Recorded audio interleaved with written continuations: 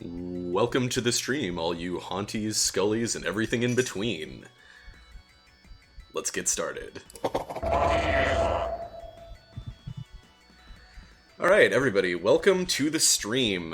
We are actually going to have a VOD for this one, unlike last time.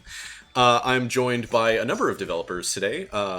In the chat currently, we have Bryce Boer, who made Protagoras Bleeds, which is not going to be played tonight, but he is here to hang out. We have Jax, who made Echostasis, which is awesome. Oh, and if you guys want to unmute as I introduce you and introduce yourselves, you're more than welcome to. We have Johnny of Peeb's Adventure. Is that it? Yeah, it's for you. Love it. Professional stream from us today. All right, cool. Next we have Cam, who made the Salt Order. Hello. Hello, Cam. That's it. That's it? Okay, cool. No, short and sweet. We have Micah and Minnie, who will be moderating the chat and helping out with technical issues. I didn't make jack shit. Well, welcome to the stream anyway. We have Louis Woodhouse, who made the Lunar Effect, which is actually what we're going to be starting out with tonight. Yes, I did. I really need to find a better way to format these intros. This is a mess. We have Nathan, who composed the music for Ghastly Goodies, among others, I believe. Yep. Hi, that's me. Hello. What other games were you involved with on the collection?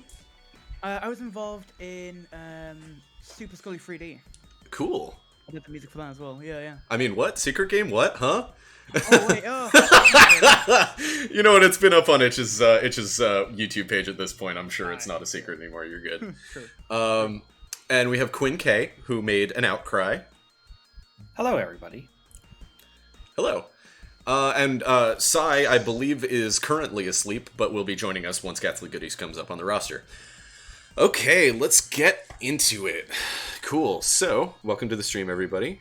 I'm going to be hopping into the museum. So this week we are going to be covering, to my knowledge, the Lunar Effect. We're going to be recovering Peeb, considering that we lost the VOD for last week because I'm kind of an idiot. We're going to be covering Ghastly Goodies and an Outcry and the Salt Order at the moment. We may have a surprised guest towards the end, depending on how things go. But for now, just welcome to the stream, and welcome to the museum. We've already seen Scully once, so... Oh, y'all are welcome to unmute now, by the way. I just wanted to get through the intro. Our voice has been bestowed back upon us. I live. He is here. Oh, by the way, chat, if the audio is messed up at any point, if somebody's too quiet or the game is too loud, please do let us know and I can adjust that. We did our best to do a sound check ahead of time, but, things still might be a little weird on the stream, so... Alright, so our first game is going to be Lunar Effect with Louis, who is, I believe, still in the chat. Yes. When did I play Salt Order? Oh, that was during the audio check, wasn't it? Okay, I do not remember where it is around the museum, so we're going to get a lovely tour. I thought you were about to say, why don't we just play Salt Order? I'm like, no. I'm gambling it's on the second floor, I bet you. Pixel Novak, thank you for the host, by the way. And thank you, everybody who has followed since the beginning of the stream. I'm going to try and keep an eye on that and make sure that I thank y'all properly. We have chat notifications this time, which is beautiful. I put in 1 hour of incredibly frantic work before this stream to make sure that everything was nice and pretty this time, because last time it was kind of just a blank screen. Where is the game? I refuse to do this on free play. It will not happen. Someone says Discord is a little quiet. Oh, okay. Hold on 1 second. Let me see if I can adjust that real quick. Yeah, Micah, quiet. Professional streaming. Professional streaming. Also, I'm noticing the chat overlay. I mean, it's a little It's a bit small. Oh, okay. It's microscopic. Yeah, it's Texture. It is kind of pixely. Let's see if I can make that a little bit bigger. I love the tags evil characters and LGBTQIA+. Yes. These are one and the same, obviously, is the Absolutely. implication. 100%. I'm gonna try and make the font a little bigger. Let's see if that works better for y'all. Is that better? Is that a little easier to read? Yeah, that's perfect. Okay, cool. And I'm gonna turn everybody Yeah, else it's a lot up bad, yeah. slightly. Yeah, it's bad. We had this problem last time. I did an entire sound check just to make sure this didn't happen, but here we are. Okay. This is what streaming's for, and we'll have these settings for next time. Yay! Professionalism. One moment, sorry. Just turning everybody up by like 20%. Pendragon says, Nathan, make fart sounds, please. Yes, please, Nathan. Join us with some fart sounds. I believe earlier they also wanted you to scream. Thanks. Like, just go wild. That was what. Yeah, they did. I have headphones in. Please do not scream. Shriek your little heart out. I'll cut it off at like the last second. Everybody in the chat is welcome to scream, but please do not scream into my ears. Sure. Ooh, spooky. I also just want to give a quick shout out to Bryce, who made the whole museum, and it looks amazing, and he managed to pump all of these rooms out so quickly, and just like everything looks awesome. So thank you, Bryce. You did a fantastic job. Agreed. Thank you, Aiden. Oh, It's too bad it sucks. Thank you, Bryce, for making the museum and being such a cool dad. Big shout out to you. Oh, Thank you, Biddy. by the way, if anybody, we're going to be doing something of a Q&A, but if anybody has particular questions about the game they'd like to see answered, general compliments for, the developers, we'd love to hear them. We have people watching both the Twitch chat and the hashtag demo disc channel in the Discord, so you're welcome to leave your questions in either place. So we'll try and make sure we get to as many of them as we can. So, Louis, if you don't mind unmuting real quick. Yes. Hello. Minnie, I believe there's a car going by near your house. Sorry, let me mute. Okay, cool. Much appreciated. Alright, cool. So, welcome to the stream, Louis. I already have your information Thank you up very on the screen, so if anybody likes what they see, I would definitely recommend dropping a follow. Louis is a really nice guy and does really cool stuff. I believe this is one of, 3 or 4 games on the collection that was made in Unreal Engine? The others being mine and T-Mod, I think, was made in Unreal. T-Mod was, I remember. There might be one other one, but I can't remember off the top of my head. This game does very, very much not look like Unreal. Louis, if you would like to explain why and talk about the game a little bit, you're more than welcome to give some introduction. So, Yes. Traditionally, obviously, Unreal is not wants you to make games look very modern, so it definitely took a bit of work. But if anything, I want to have a big shout for one of the main reasons why this looks so fantastic, and that is because of the vertex line. The vertex line, which Unreal does not like to do so well, and that's all thanks to Alyssa Baker at CodeKitten on Twitter for UE4 PSX, which she is working on creating a full plugin for everyone. But if anything, my project kind of ended up being a bit of the test bed for it. And the amount of work that y'all have put into it, it looks really, really, like, honestly, like, it takes so much work to make Unreal not look like, every game that is made in Unreal looks like Unreal for the most part, and the fact that y'all have managed to get it to not look like Unreal is actually super impressive. So, it's been surprising the amount of people who have been quite surprised by the fact that it's Unreal. Yeah, which definitely is a compliment, I think. If somebody could drop Alessa's Twitter in the chat real quick, I just want to give her a quick shout out because she does really cool work. Absolute Shader Witch has forgotten more about math than I will ever learn, and she's just very good at what she does. So, all right, let's get started. I'm going to preface this by saying that I am absolutely atrocious at video games and may need some help here. So this is definitely one to start off the stream with. But I actually have only played like 5 seconds of this, and I saw it and I was like, "This looks awesome! It's going on the disc." During curation. So, all right, that's nice to hear. Yeah, let's go. Yeah, I was gonna say I've been kind of following development a little bit and seeing like the kind of stuff you've been working on. I'm just like, yeah, you know what, this is going on. This is really good. So, move. Okay, cool. D-pad is preferred. Is it like it's like Resident Evil Cam, right? So yeah, it's fixed camera, tank controls, the classics. Gotcha. Okay. Oh, does this have tank controls? The amount of streamers who have just been absolutely. Like, oh no. Well, that's what you want. I don't know if anybody's uploaded it to like Imager or anything, but we had a we had a bingo card that we made for like when we were watching streams of our game because it's just so consistent. Yeah, Where the hell am I? Where is this place? Ooh. Question from Hopeless One 101. What was the origin of this game? The original idea? I guess. What started the journey? So, this game, which I haven't mentioned yet, actually, working with my with two of my brothers. Actually, I am the one who does the programming and the art. I have a younger brother, Harry Woodhouse. He does the design and the writing, and I have my other brother, Jake Woodhouse. He does the music as well as some of the design work as well.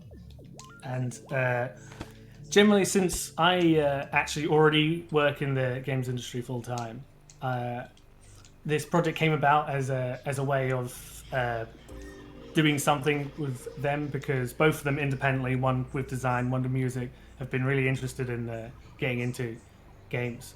And so it was a good excuse to try to get us all together. I was like, let's make a game together, let's figure something out. And so that I could give them a good project that could go into their portfolios and help hopefully get them a good start in the industry. In terms of the actual story, it's gone through a few changes. But we kind of, a lot of the original ideas came about with the idea of like an escape room in a way. And I don't know about everyone else, but I've done quite a few escape rooms now, and it amazes me how much fun they are. Oh yeah, I love escape rooms. They're just the most fun.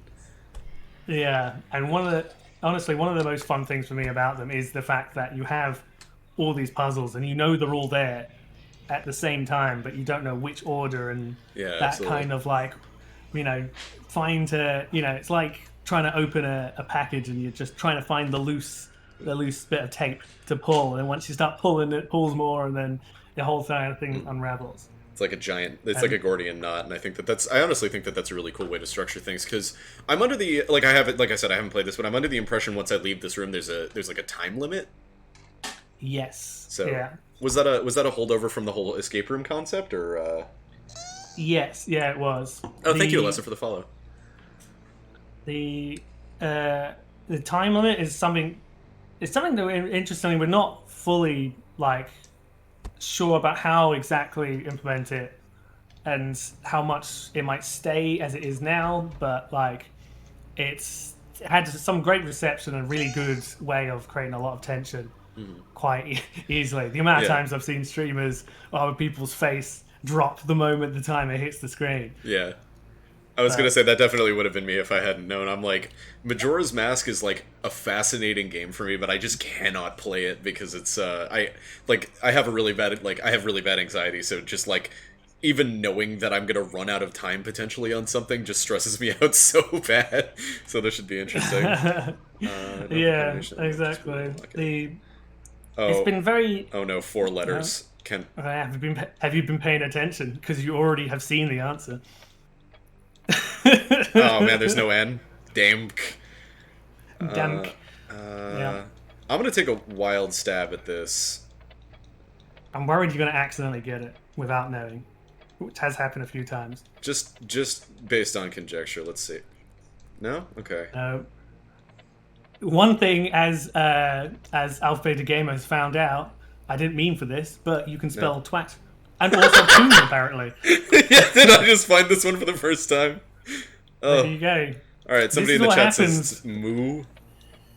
This is what happens when you don't poo. This is what happens when you don't actually check through all possible combinations. Yeah. But honestly, I kind of like that. No, I mean, I like the weird things that come up. That's like peak streamer bait. I love it. It's just really funny.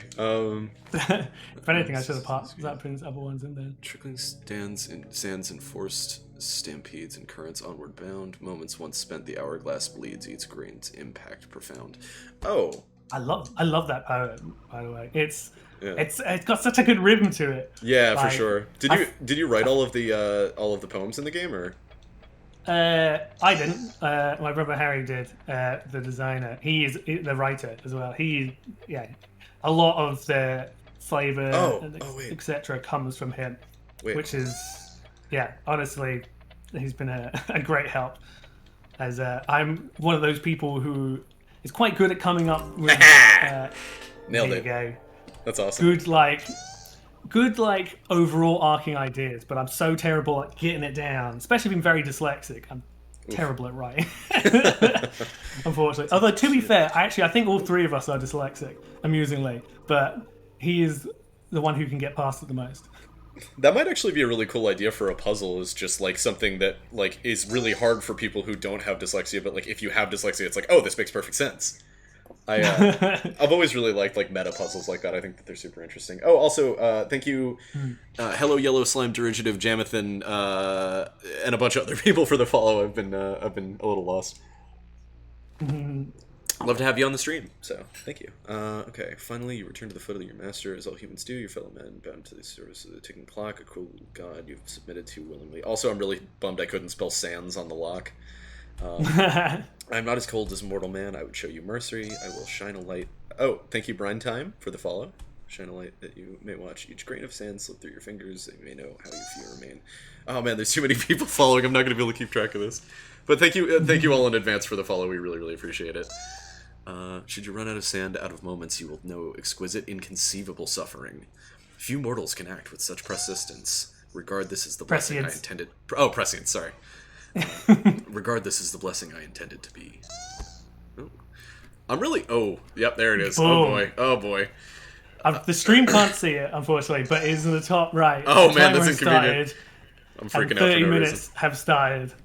One thing I also want to say is, interestingly, you did actually find one of the correct combinations for the combination lock, because the interesting thing about this game, because originally it kind of started with, it could be kind of cool to make it a bit more fun multiple times through, but I have actually made it so every single puzzle in this game has 4 different possible combinations, and it randomly chooses which one to do at the start every time you hit begin. That's and really not only cool. that as well, I made it so that it saves the last combination set you got, and to make sure that next time you play, it won't be the same twice in a row. That's brilliant, honestly. I really like the way you did that. Yeah, most people don't even know because they play for it once, but especially when people accidentally get it wrong, and they go, oh, well, I know how to do it, so I can go beast for it quickly. They run to the puzzle, and they get it wrong, and they go, what? I just did the same one again. That's definitely something we're going to bring for all of them, because at the moment, especially with the limited time, we really didn't have the most capability to make sure each different one was wildly more varied. Some of them are, only slightly different, but that's something we really want to focus on with the actual full game. That's a really cool idea. I love stuff in games like that. Like, in my opinion, that's like perfect for replay value. Oh, thank you, Grant Grant. I cannot read that. I'm on a time crunch. Thank you for the follow, Grant something. What is this? Is that a typewriter? Maybe. Whoever lived here last was clearly quite the reader. Oh, see, it's so interesting because after one of the last demo disc games called Dead Heat got rebooted in Unreal, I actually built the whole framework from the ground up, so I should be super used to tank controls, but it still throws me off. It's so weird. If you want to implement like a traditional control scheme, by the way, just because I know that like tank controls are strange for... Oh, does this has to move. This has to move. There's no way that this thing doesn't move. I have to find the switch. Where's the switch? Oh, it's got to be somewhere on the bookcase. Comic book talking about secret languages in this video. It looks like as if there was a loose piece of paper with a chart on it. Oh, Codex guide. Let's see. Is it? It is an item. Oh, it's an item. Just Got so it. you know. Yeah, thank you. Hold on. Examine. Okay. And you can rotate it, have a look around. Oh, neat. I love that. Yeah, it's so funny. This game has so many systems that I've like built in the past for like another project, and it's super interesting to see how it's like implemented completely different. I'm sure that's going to come in handy as far as I can see. Okay. I'm assuming there's something I'm missing here. If my this was clearly quite the In the interest for the stream, I'll tell you, not the moment. Okay. Not okay, yeah, that's what I figured. I've played so many escape rooms, and now I'm just like, oh, I'm like trying to apply all that logic here, and I'm like, what if I screw myself over trying to apply logic where it doesn't apply? And I'm like, no. Right here, random knickknacks. God, I can't believe I said knickknacks. I will say, honestly, I think one of the coolest things about this game is the fact that it's just like dripping with personality. It's like, this feels like a real person, like trapped in this situation where it's like, scary stuff's going on, I'm gonna compensate with humor.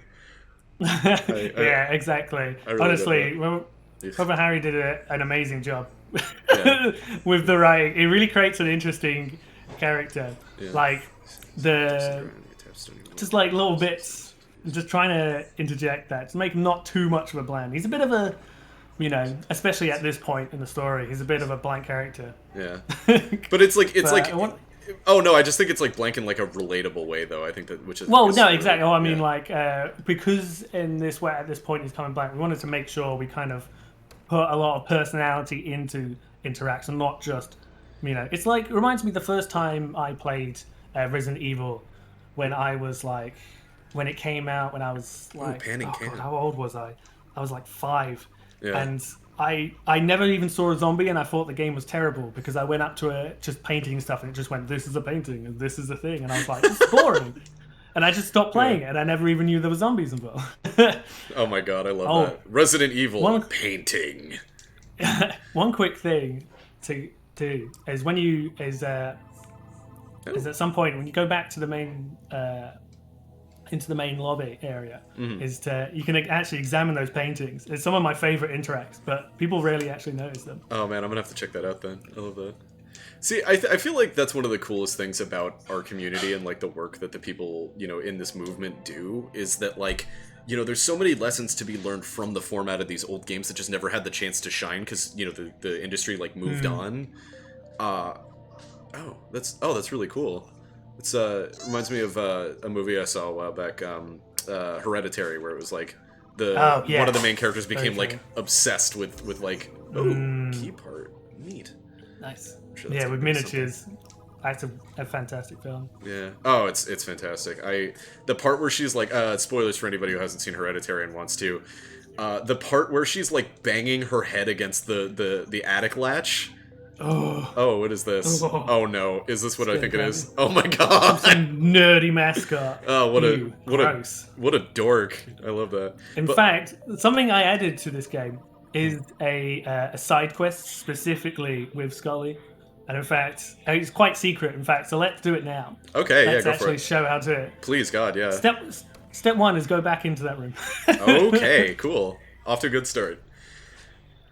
We got plenty of time. Go go into your inventory actually. Go examine the doll. If you spin it around, there's a little ring pull. Oh, that's so cool! The void is infinite and will claim you one day, the doll exclaims. That's such a neat way to do that. I really like that. Strange little pink toy almost feels haunted.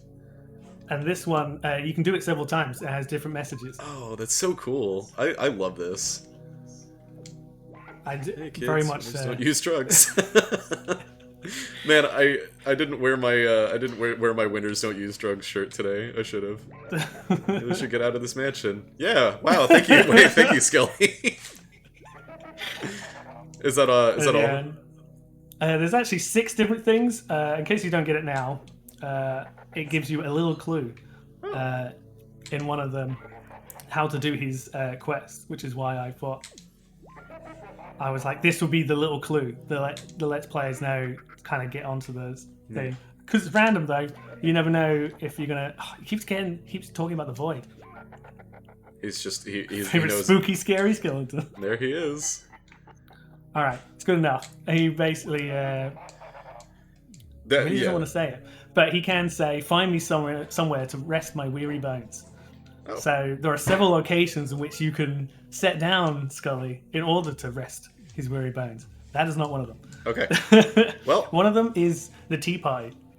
Oh. because there's about one in almost every room apart from the bathroom. Oh, so it's like one per room. I thought you meant there were like several in this room, and I was like, damn, all right. Wait, you're not quite in the right angle for it. Oh, yeah, I gotta... Damn. 1 second. There we go. There you go. Yeah, that prompt is, I think... Durable Woody looks like he's had enough to drink already. I love that. There you go, that's one of them. There are a few others. Oh, okay. Oh, so you have to, like... It. Is there, like, a thing that happens if you find all of them? Not massively. Mainly, you get because there's a completion screen at the end. You get the completed Scully's wish. Oh, I love that. I love that. I love the fact that no one seemed to be able to figure it out for a while, but the first people to figure out and do a video about it was actually Itch themselves. Oh, that's super interesting. Oh yeah, it's really cool. I remember seeing Scully's wish in the title and thinking, like, what the hell is that about? I'm assuming this is... Really? Can't put him in the crib? No. Huh. See if on the wall mainly due to certain logistic reasons, it would be slightly difficult. Oh yeah. That makes sense. But... Oh, no way. Number 2. I love this. Hold on. Okay, so I can... Okay. While you figure this out, there's another question. Oh, yeah, go for it. It was, what are the plans for this going forward? Are you planning on releasing this fully, or are you planning early access, etc.? Also, where can we follow development? So, the easiest one to answer is where you can follow development. Mainly, the game is on Steam and Itch. Something the music written gets on the wall. spooky. Oh, spooky time. Spooky time. The easiest place to follow development would be the Twitter, which you can see at the bottom. That isn't the right app, actually. Actually, it isn't actually at Negative Entities, it's at Negative Entity, because unfortunately it is... Unfortunately, Negative Entity was already Entities was already taken. Oh, bummer. Yeah, I remember when I was first starting my Twitter, I actually had a guy who hold on, he had Rabbit Run Studios, which is what I wanted.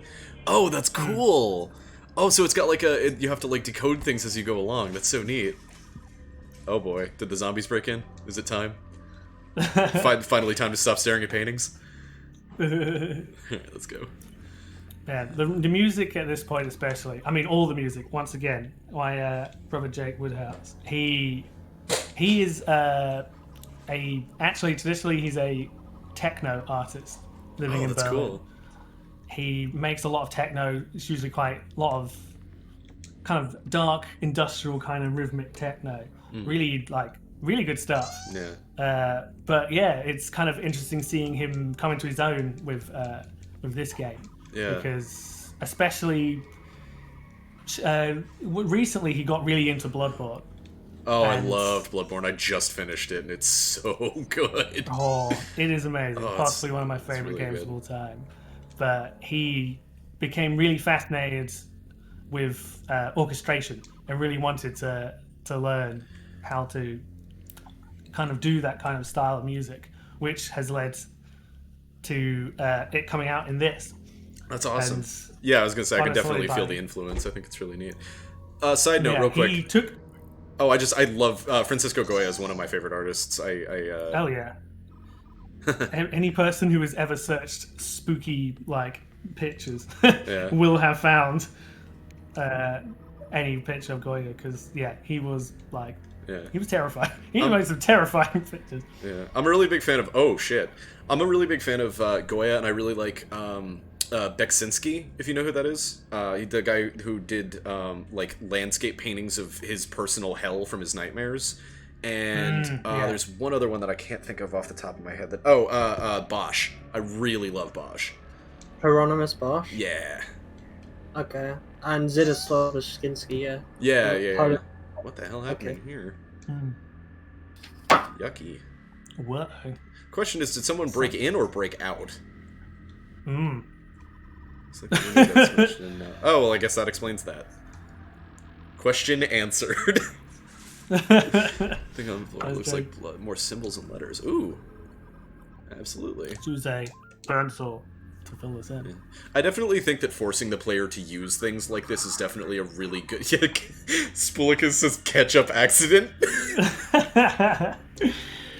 Yeah, Oh, man. originally we had this is so cool. we had it so you didn't have to use items, but because we went through a lot of feedback for a lot of this, because we really want to make sure it's something we want to do even further onwards. Honestly, Yeah. is like make sure we get real feedback and help craft the game to be the best it can be. Yeah, for and sure. that was one thing we noticed, that it's a little, you didn't really feel as involved, even though we thought like, it's kind of an arbitrary step to have to use an item on something when you can just have it, but it gives a kind of feeling of like, control and influence that it's just much nicer to have. For sure. I thought I was going to be able to use the code sheet to like translate the book. Not the book, but something else in this room. Oh well, I always. It's just I'm allergic to the library. That's what it is. Yeah, it's really interesting that that with the tank controls thing, like I was talking about earlier. When I was building a system for this, something's happening. That's not right. Just frozen in the T pose. That's strange. I'm gonna look into that. Well, good to know. Glad I could help.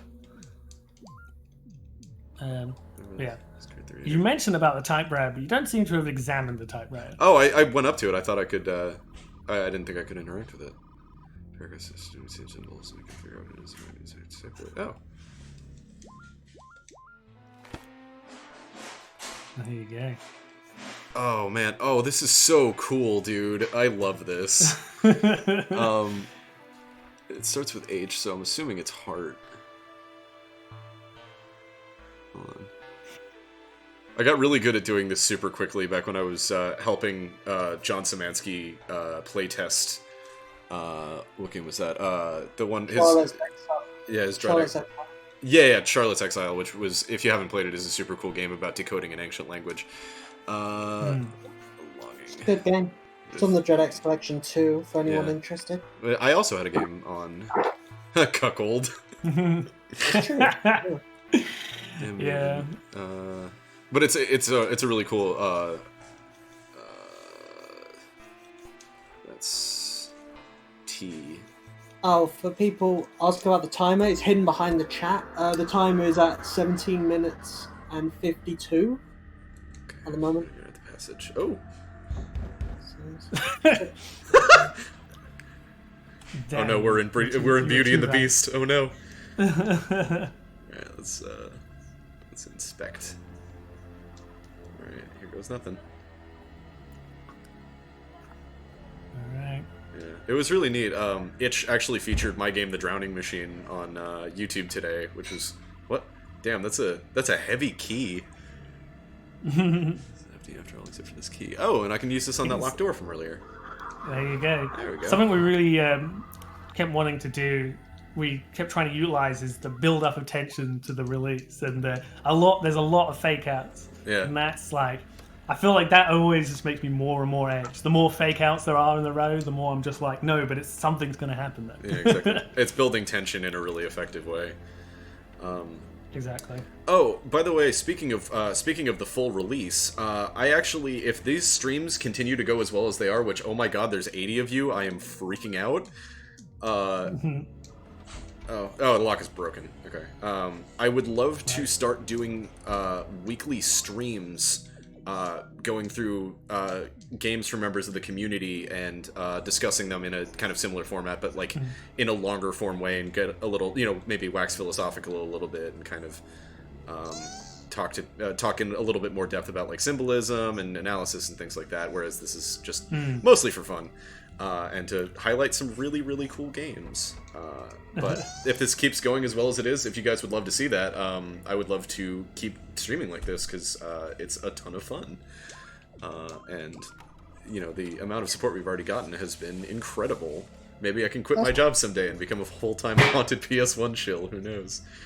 That'd be awesome. That'd be cool. I mean, it'd be, there's a lot of support for it I'm seeing in the chat, and it'd be awesome if we could, like, every week, I'm surprised there hasn't been a HPS1 podcast or something, because that would go quite well. But Yeah. streaming every week would be really good. I think we should do that. For sure. And oh, by the way, for those of you who are going to have to tune out early, I am planning on cutting all of these segments up and posting them to the Haunted PS1 YouTube channel. If somebody could post the link in the chat, that would be fantastic. I'm sorry. I know each stroke is like a permanent tattoo upon your being. I truly am sorry. If I speak, they might hear, and I must mark you in order to feel your presence. I see your invisible hands at work. I read the signs and see the moments. I continue to help guide your will in what you want, but the wife, she worries, she suspects, she fights against your hunger. What do you want me to do about it? Do you wish to consume? Yes, I know it's like before, but you can't be a picky eater. Give me a sign, a creak, a tap at the window, and I will take that as your word. Thank you. Mm-hmm. And that's all that was in the chest. God, the writing in this is very, very good. I think that... Oh, sweet, I can combine that with the other part. Ooh, maybe you can. Combining things. A classic. Storage key. Okay. Also, my favorite interact is on that book on the table. On the table. This one over here. Yep. Yeah. This is my favorite interact. Wonder what book they were I feel like reading. it encapsulates the character. Actually, Question from chat. Old games had to work around so many limitations. How do you think of which ones to imitate and which ones should be modernized? Yes, this one's a tough question, because something I've always felt I feel like with everyone there's always varying levels. Every person on the disc or in the community in general has different ideas of what they want their game to be in terms of style, based on the classic PS1 style. Some people want it to be a lot more rigorous and limited, and exactly as difficult as the PS1 was, and some kind of want a bit more of a artistic interpretation of what PS1 means. Yeah. It's been something that I personally always try to make my stuff how I felt PS1 games looked and how they were at the time. Oh, not the reality of what they were, how you remember them in hindsight more than the reality themselves. And so the hardest thing to implement is probably the hardest thing to implement would probably be the part I didn't implement, which would be the vertex lighting that Alyssa managed to do, because a lot of the rest of the stuff is not too difficult, especially since, as I kind of said, I kind of gloss over some of the things. Some of the poly counts are more than they should be. Some of the techniques are a little flashier than they should be. But the one thing that was the rest of the stuff kind of fell into the way pretty easily, with some post-processing effects and reduced screen resolution and stuff like that. But yeah, it was the vertex lighting, classic vertex lighting, which was the real stickler, the real difficult part that I couldn't even begin to try to figure out myself. Oh man. Yeah.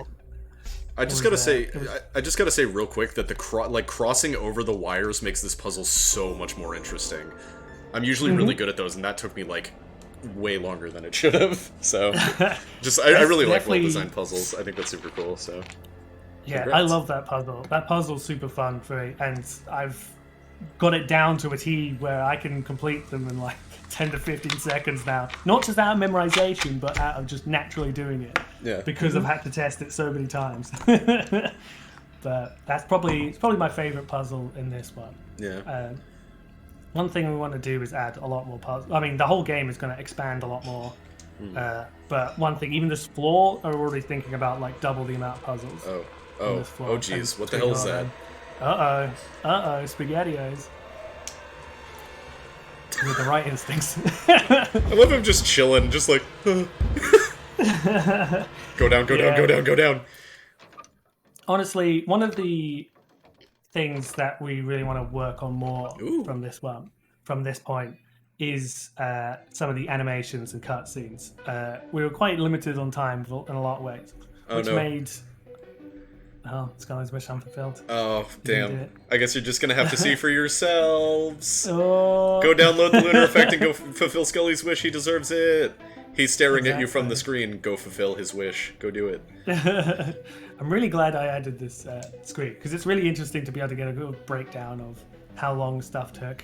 Yeah, for There's, sure. Once again, as you can see, the art and programming by me, design and writing by Harry Woodhouse. It's a Woodhouse joint, as we like to call it, along with help from some of our friends and also common family. And unsurprisingly, the Haunted PS1 community as a general has been very helpful. God, like, I mean, I came into the community at just after the last demo disc, and like I had already been like flirting with the idea of making something PS1 style, because I always kind of hated in my mind that retro was always like pixel art, especially considering I'm not a very good 2D artist, unfortunately, and you know, I've always kind of longed for PS1 to kind of be more of a thing, and then it did because I saw the demo disc come out, and that's where I was like, oh, I really want to. This is something I want to get in on, and it's been an absolute privilege to be able to come and actually be in the next one after that. So I started the project like shortly afterwards. It's been a long time on it, but a lot of that is because of how much. This game wasn't definitely a kind of thing we just kind of put together and we're like, oh, this will be good and, you know, maybe we'll push it up. This has been, from day one, this was going to be a full game from the start, and we've definitely planned that ahead. I mean, I spent like 3 months' time just working on the pipeline of the art and what the art workflow would be, and lots and lots of planning, and, you know, it's definitely going to expand a lot more from here, which honestly is like in a lot of ways I feel like this demo is like 50% capacity, like, Yeah, for sure. because we were kind of working a long haul and then suddenly it was like, oh, demo disc submissions now, so we had to really kind of Like buckle down and make sure you had stuff- everything you needed. Yeah. yeah, we had to cut some things and like rework some stuff to make it work for a demo and stuff.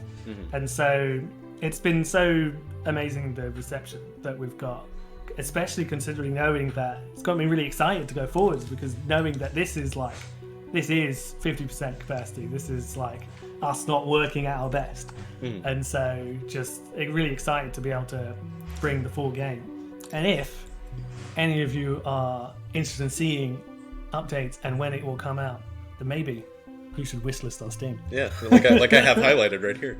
Yeah, thank you so much for coming on. Like I didn't even realize like how much there was to this. Like I've seen a lot of screenshots and I was like, oh man, that looks awesome.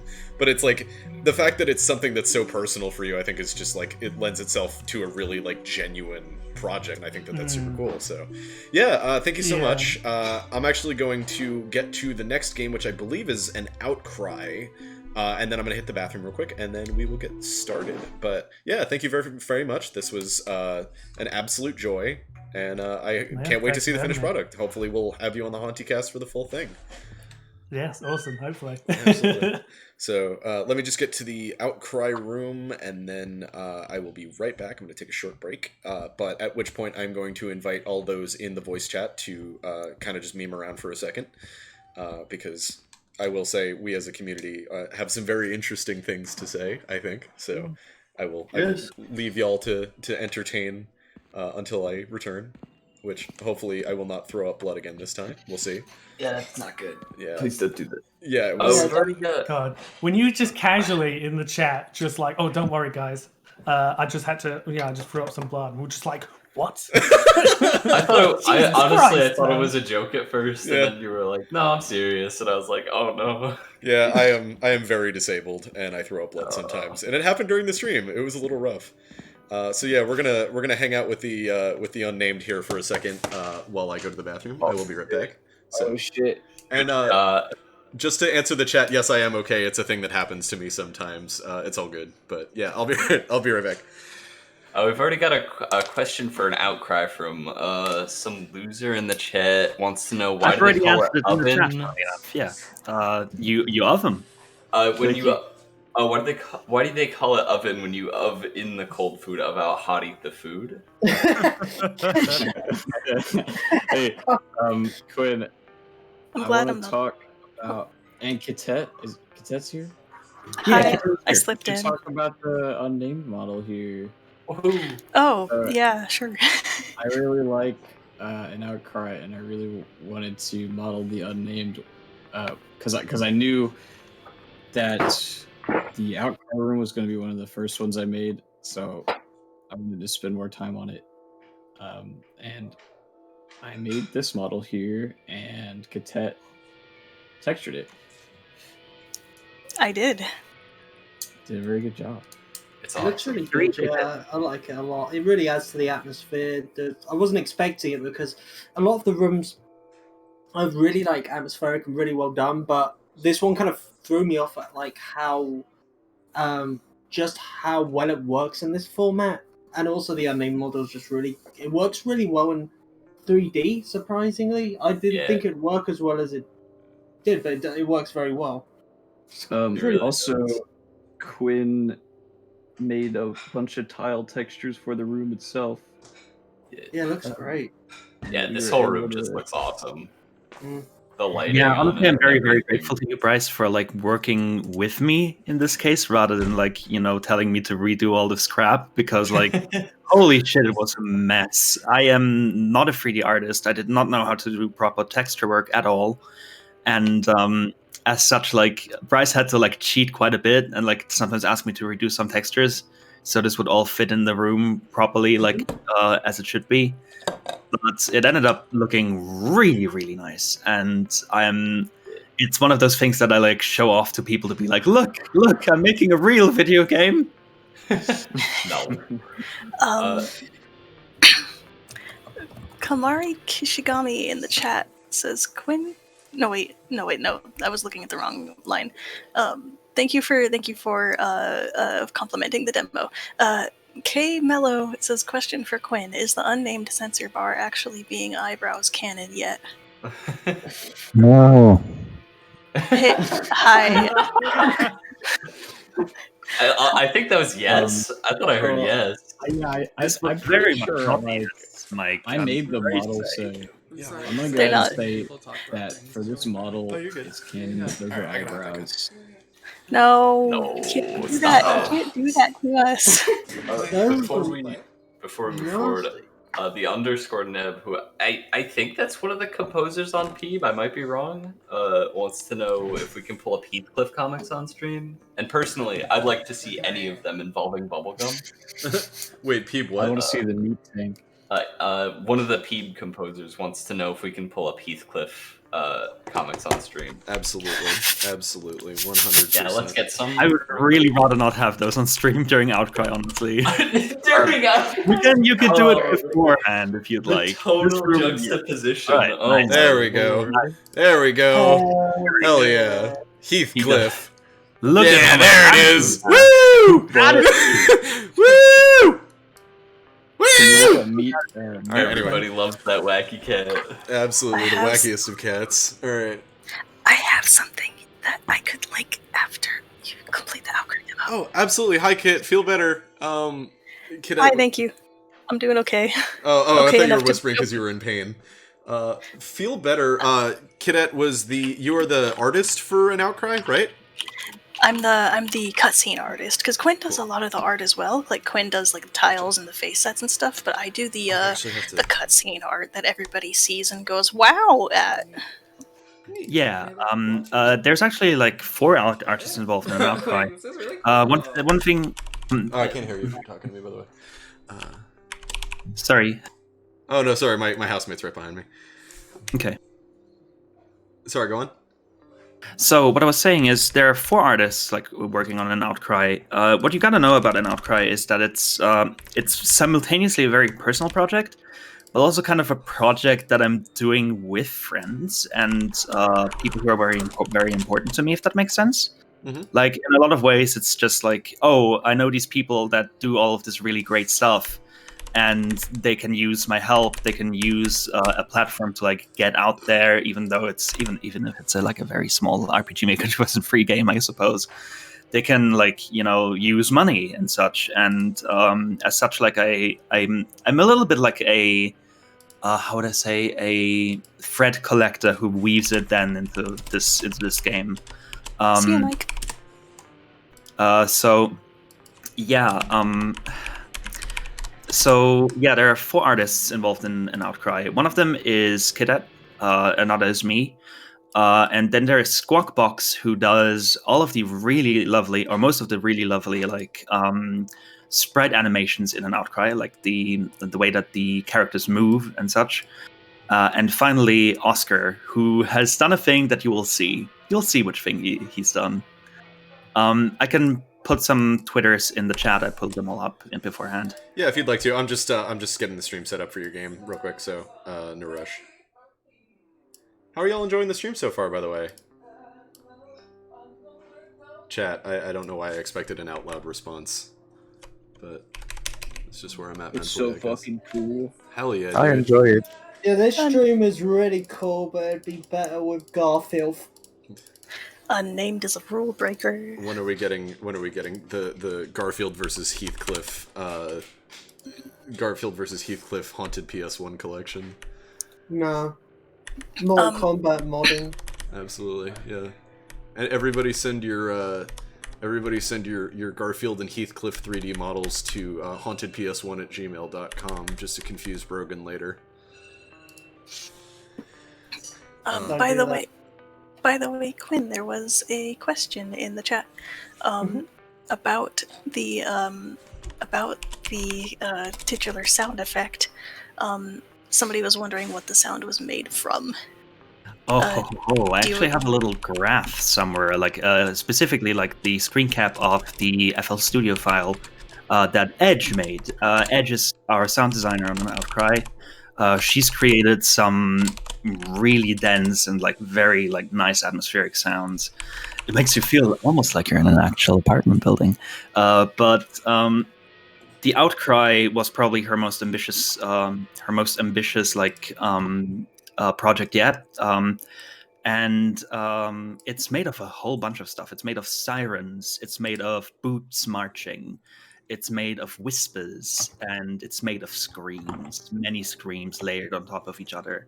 It's a very, very, very like dense little thing.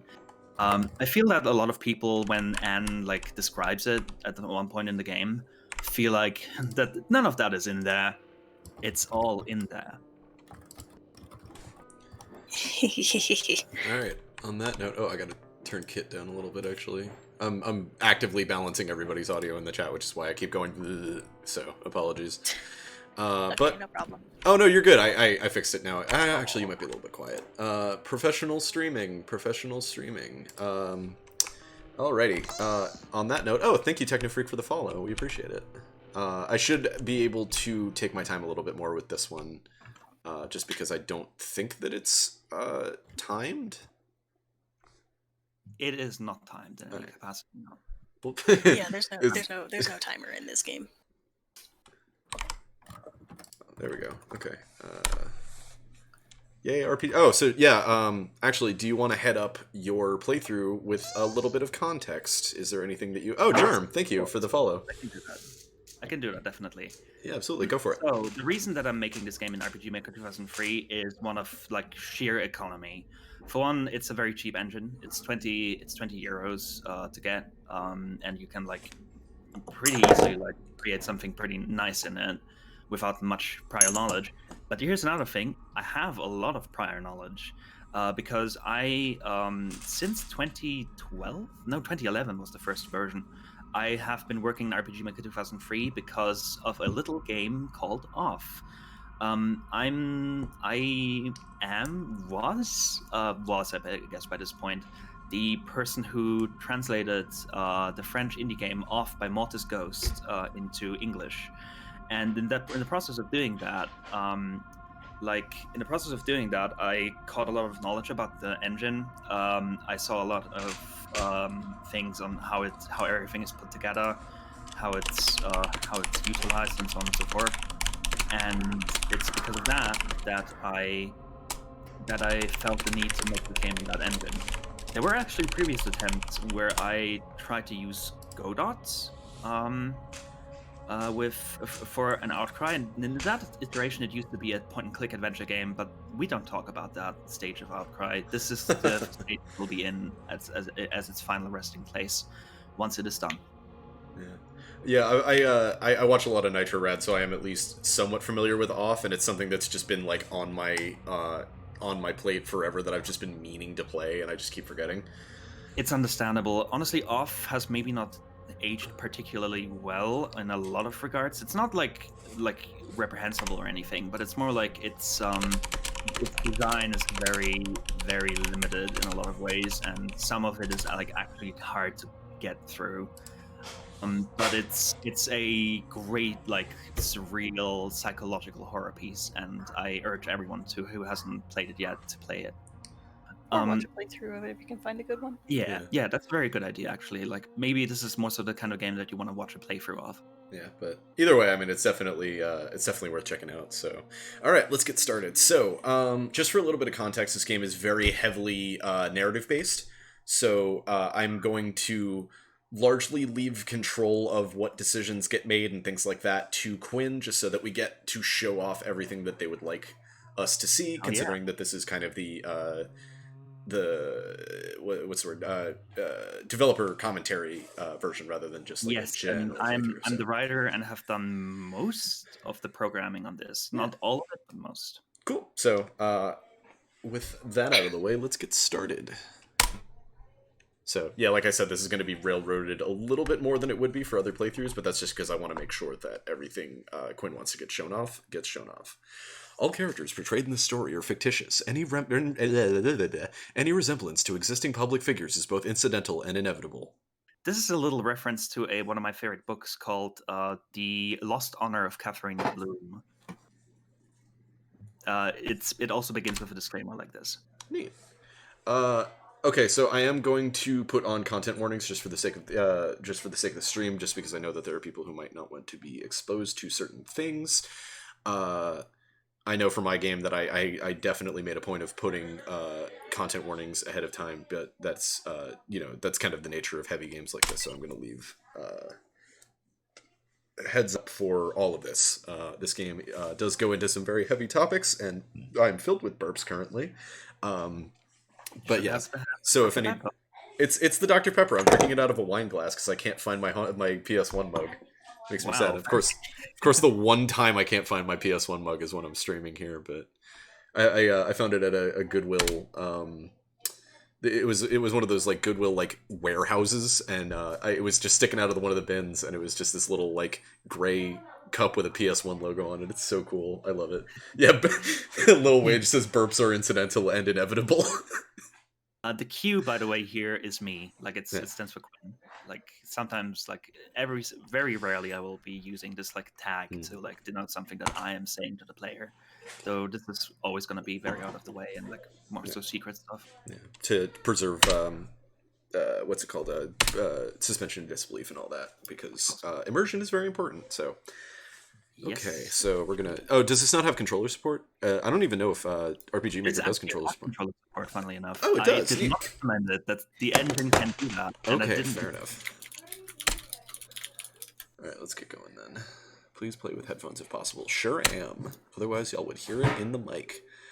I have played a little bit of this, just like full disclosure, because I did help do a little bit of playtesting for it, but this was a long time ago, so yeah. All right. Anyway. Distant bird calls welcome the night. I cannot read today, apparently. Generally, maybe you should let chat read this for themselves. Oh, okay, yeah, I was gonna say this is probably gonna be a lot of talking, isn't it? So. Yeah, you're gonna need your voice. Okay. Yeah, I was gonna say I do actually have 3 or 4 more games to go through after this, so. Indeed. There's a lot of like characters and a lot of like voices that would need doing, so. Mm-hmm. Also, chat, let me know if I'm going through quickly through the dialogue. So, Quinn, do you want to give a little bit of context for what the game's about, like anything people should know going into the story? Anything that you'd like to share? So the game is kind of an amalgamate of both personal experiences, some of the media that I like. I can't see the game anymore. Oh no, I'm turning down the volume a little bit. I see. Okay. It's an amalgamate of personal experience, books, media I like, as well as one very, very important message that I wanted to get out there. That message, I'm not gonna go into exact detail about it because it's very multi-layered, and a lot of it is not in this demo yet.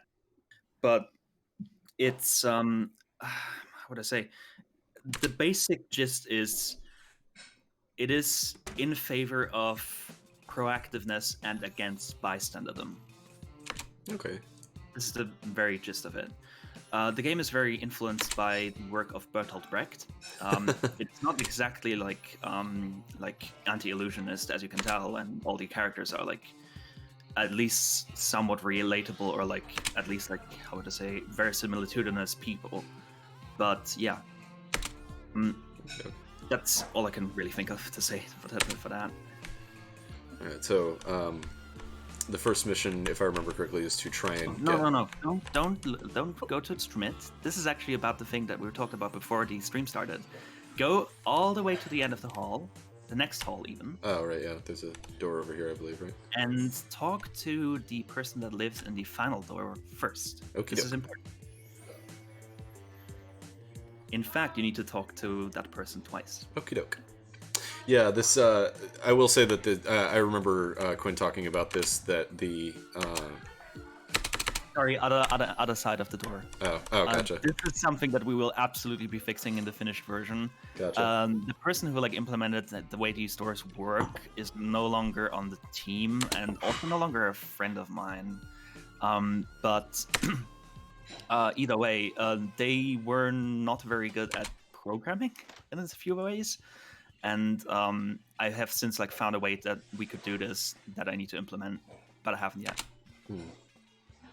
Yeah, having personal disputes among teams is always a rough thing, especially when you guys are friends. You know, it's just I mean, it is kind of an inevitability under the pressure of game development. It is an incredibly stressful hobby, but... Indeed it is. Hey Quinn, do we want to press C on the next prompt? Not yet, no. Okay.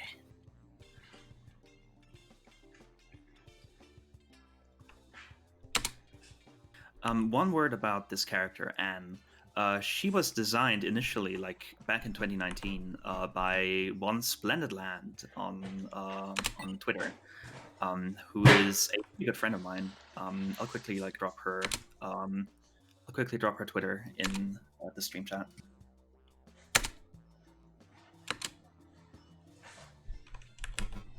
Okay. But what choices do you want to make, Quinn? Don't call me that, please. I was like, don't call you Quinn? That... No. No, I know. This is a small mechanic in this game, actually. Anne has a proper switch attached to her that will determine whether she remembers the unnamed pronouns. And the thing is, that switch doesn't change on its own. You have to say something. You have to bring it up to her so she remembers. But once you do, she remembers it throughout the rest of the game. Which is an interesting way to handle the whole pronouns issue. It's very real. All right, where are we going next? Anything here. I feel bad in my body might be a thing, but anything is fine here. Nice, good for her.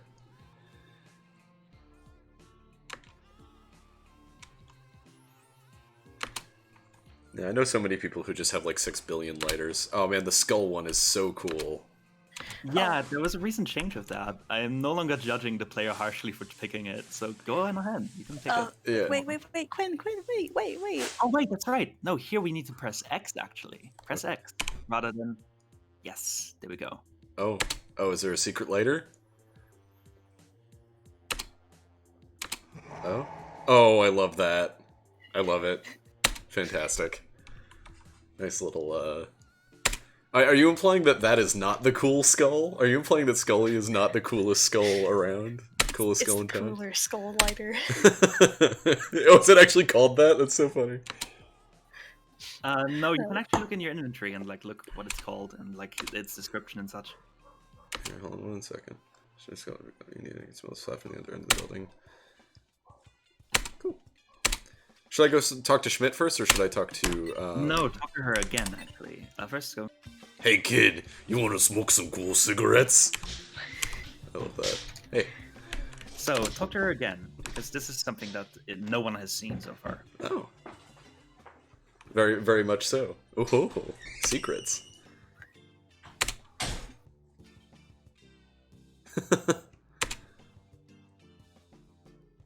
Egg. Has no one actually found this then? No streamers found this? Because I think I found this. No streamer has found this. Oh, that's curious, considering it's not very hard to find. It's like with the weird lady calling you an animal product. Cool.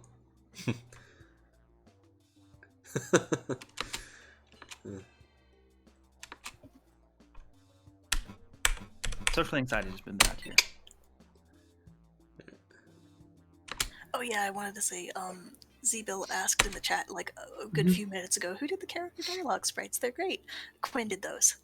Yeah, I did them. It's got like a very the not unnamed characters remind me a little bit of like the style from Stardew Valley, which I absolutely adore. So I really like that. Here is the thing. This teaches you a mechanic in this game. Okay. Neat. So there's and you said that no streamers have found this? No streamers have found this. This is the first stream to my knowledge. Neat. Well, exclusive content here on the HAUNTYCAST, so neat stuff. And I would like you to keep it in mind, because from now on I will not be making any more choices for you. Okay. Instead, I would like you to remember that when there are choices that you might not like, or like choices that you're not so sure about, you can press X or C instead and get an alternate outcome. Cool. Okay.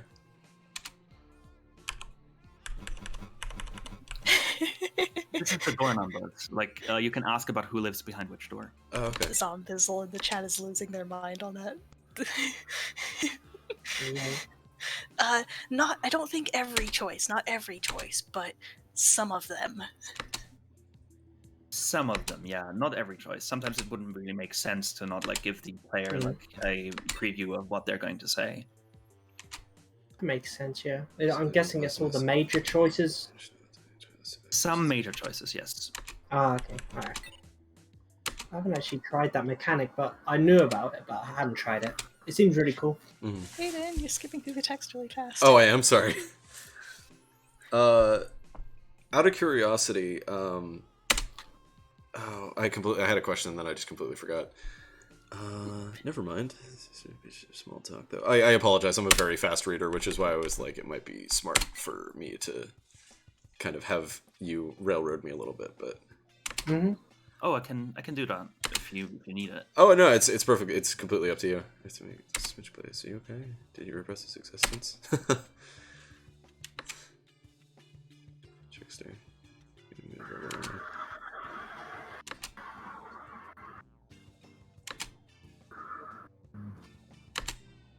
Alright, cool. So now you place C, yeah. Yeah. Okay. We forgot to texture that door in the room, in the museum room. We forgot to put that door there. Yeah, there's a door number 4, and we forgot to put it into the museum room. It's, I mean, like, kind of understandably, because you can't see it. It's the one on the farthest right. It's like on the wall. It's like on the perpendicular wall. Yeah, it has descriptive text and everything, but I didn't know that. I just thought no one that's found it. Yeah, and that's important. Wait, which one was Schmidt's door? Was 5, right? 8. 8. Okay. Gotcha. 5 is 10. I apologize. I am a little bit brain dead. I went with 2 weeks without sleeping medicine, and my brain is just like goop because I finally got it back, and now I'm sleeping like 12 hours a night. Do not worry, Aiden. Yeah. I'm so glad that you're getting sleep.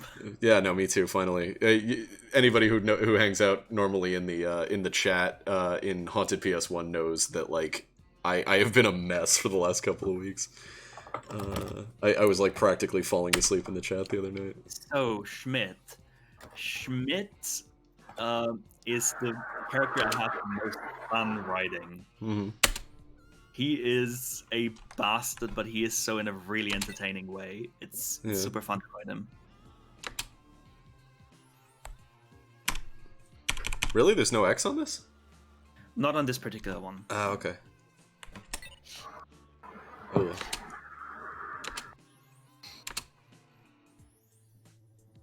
Oh, yeah, his full name is Horst Schmidt. So the jokes you're all making in chat, they're deliberate. Amazing. I love how Schmidt's like, I'm building a big model ship. It's very cool. And Unname's like, can I see it? Yeah, this was straight up a whatchamacallit, Steamed Hams. Steamed Hams. Steamed Hams.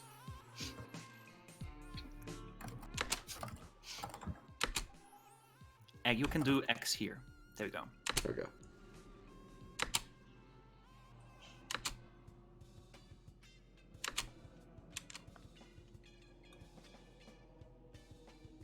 Ooh, I heard the audio kick in there too. Can I see your ship? Oh whoa! Jesus Christ, Minnie! Oh my God! You're very welcome. Thanks. You're very. Love this particular. Sorry. No, go ahead.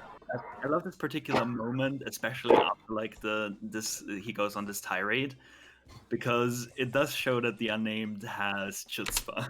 Yeah. Sometimes when they try. Yeah. You gotta assert yourself. Building model ships. I want to see that ship. Do we get to see the ship? Can you like climb the scaffolding and see the ship through his window? Spoiler. That's a spoiler. Oh, I don't know. I don't know. I've never gotten that far. No, not for the demo. Well, it's not in the demo. Oh. Is the ship relevant? Yes, actually. Yeah, I was gonna say I could definitely tell you had a good time writing this.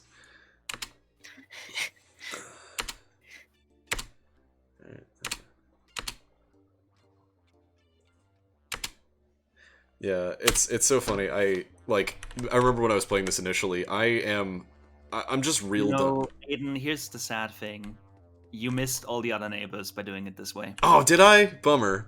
Yes, you did. That's a shame. But I think the world can survive without having to see Gertrude Eisen. Well, go download an Outcry and go see the other neighbors because they have interesting things to say if I remember correctly.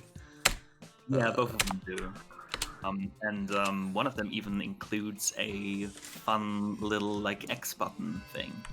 Neat. Yeah, so go explore that for yourselves. Oh yeah, you can still like talk to Anne even after only having talked to one neighbor, right? Yes. After having talked to only one neighbor, you can still talk to Anne. Only like the neighbors you haven't met will not appear in the gossip scene. That's the thing. You can gossip with Anne about anyone who you've met, and it was a nightmare to implement. At Slime Splash, yes, you can take the stairs there. It's only for the first time that you go downstairs that you need to take the elevator. I made it so in order to like set up the elevator for something secret later. Oh no. It's a surprise tool that will help us later. It's so funny. I remember I was like, oh, this looks like an RPG Maker game, and then I got to this scene and I was just like, whoa. Because this doesn't look like anything I've seen that's built in RPG Maker, and I just remember thinking that this was really cool. There are things about this particular bit that like still need a bit of polish even now. But these cars were made by someone very important to me, Kyra Dev on Twitter. Let me quickly dig that up. Made this animation, and I implemented it into the game. Is that not her in the stream chat? Yeah, oh she's shit! here. Kyra, I didn't see that he was here. She's been here actually. Oh, spooky. Oh damn! I was so in love with my voice that I forgot. I'm so sorry. I didn't see. Hi Kyra. Okay. Much love. Sure. Let's take a look. Examine with spacers when the cursor changes. Okay. This piece of paper is like the asphalt process. That's a page from a book. Oh no. Oh, is that a dead animal? With the many wills, there's a battered copy of Robert Cooper's The Public Burning. Contents of their package is unsalvageable. Fucking hell. That sucks. So here's the thing that I sort of badly designed, even though I thought it made sense. The cursor, when it's orange, means that there's secondary text. Oh, okay. That there's no more text. Gotcha. A lot of streamers interpreted that, and that was just Ugh. angry. I wanted to just briefly unmute to say that this is probably my favorite part of this entire game, solely because of the terrifying Jared Fogle-looking guy. Yeah, no, like that. So good. Shoutouts to Oscar. I have seen that before, and it still scared the crap out of me. So Oscar Goatee in chat actually made this one. Give him a shout out if you can, because he's an extremely talented artist and he can chop up faces like no one's business. That is a really upsetting image. You did a fantastic job. This is exactly what I think of when I think of politicians, so fantastic work. Cheshire Man's smile into the brains of the respondent. His eyes are an unnatural steel blue. His features photoshopped to eternal youth.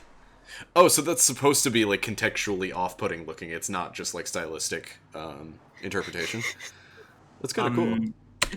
It's both a little bit, but neat, okay. yes, like it is supposed to be sort of off-putting in the way that like a heavily like edited elderly person looks kind of off. Yeah, it's definitely very like uncanny valley. You know, I think that's like interesting. I'm completely desensitized to Sebastian Try. I've seen him too many times. Spoolicus in the chat. A tiny bit, but there's actually something else in this room that that's a little bit more overt about that. About the fascism content. Also, Oscar, I don't think any of the other streamers have done the additional Schmidt dialogue, and we did not either. Well, here we are.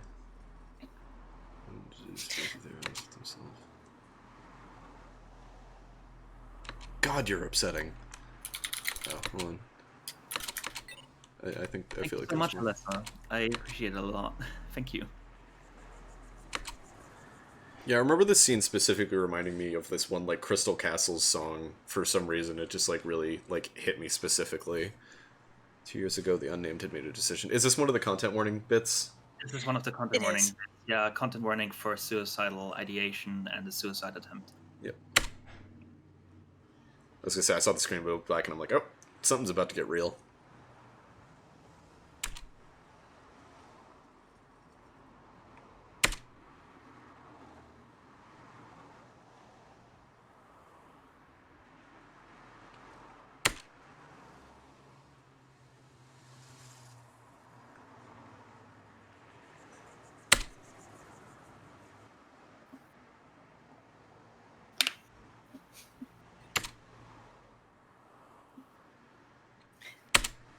Oscar is requesting that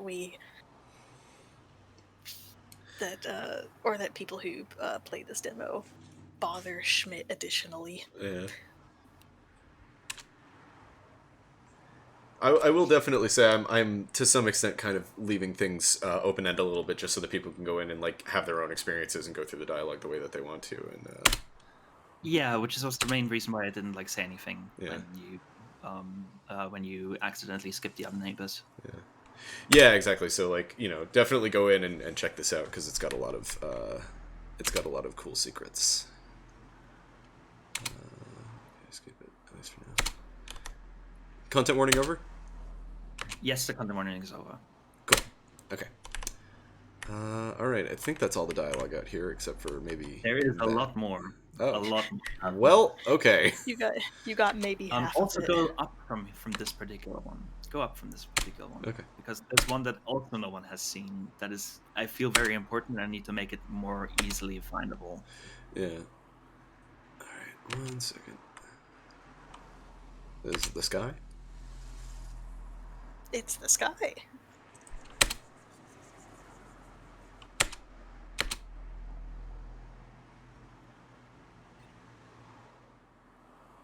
The nickname was Starlit, in case anybody missed it. It's nice that it like goes back automatically in between them. Like, you don't have to just kind of actively wander around the screen until you figure out what you're looking for. It used to be set up that way. Yeah. It's been improved since then.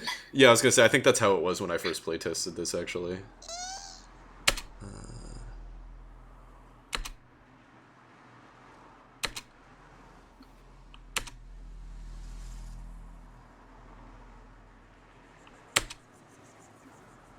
And here you found one of the very rare typos in the game. I accidentally made it milieu rather than milieu. Yeah, I was gonna say, I was like, is that like the German English spelling of that? I don't know. No, that was a straight up typo. Yeah. I forgot the I. I was willing to give you the benefit of the doubt, but yeah. Oh. Oh no! I was like, I'm a hack and a fraud. I was gonna say, I know I spell theater like different in like gray. Apparently, what is the wrong way for like American English? So it's just like more comfortable for me that way because I grew up learning Latin, and that was how my tutor always like spelled things, was like the British way. She was she had her doctorate in like 3 different things. She was an absolute maniac. Shout out to Dr. Gray from a certain New Jersey high school. Never thought I'd be shouting out my high school Latin teacher, but here we are. Alright, I'm gonna let people figure out the rest of the text up there, just so that they have... Oh. Damn it. This whole game was in a lot of ways inspired and based on a very interesting little night I had out in Vienna, where I forgot my keys and then just started wandering. Oh, that's helpful. Okay, so that just like automatically lets you in. Yeah, and is a homie like that. Yeah. Yeah. Oh, like I was saying, yeah. Oh yeah. Everybody, shout out your favorite teacher from high school in the chat. We'll get all those shout outs up on screen for YouTube. Oh yeah, but I back when I was at Rutgers, I used to like the door to my dorm room was like really really janky.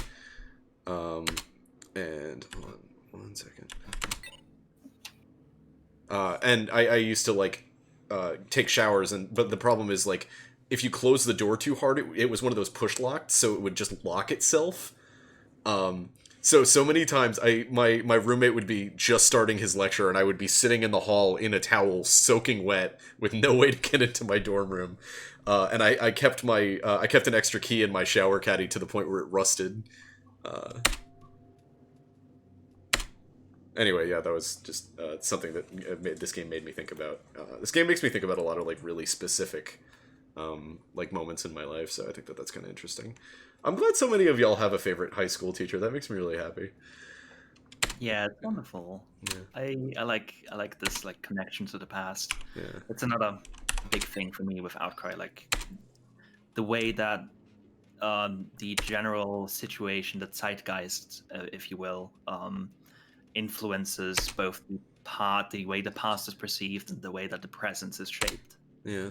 As well as the individual people living in it. Yeah. I feel like this is the kind of game that's just absolutely begging to like have a little bit deeper dug into it, if that's a sentence in English. But you know what I mean, where it's just like it's not one of those games where it's like, oh, you know, the ground is the walls here are red because they're red. Like, you know, it's like, oh, you know, why were these things chosen specifically? Why is there a giant pile of bricks in the background of the shot? You know, I'm sure there's a reason for all of this, so it's definitely worth picking apart if you have some time on your hands. There's an explanation for the bricks, at least in universe. There you go. in this game, actually, in this demo. Neat. Okay. Just have to find it. There's just so much flavor text. Honestly, I didn't wish I put less in it.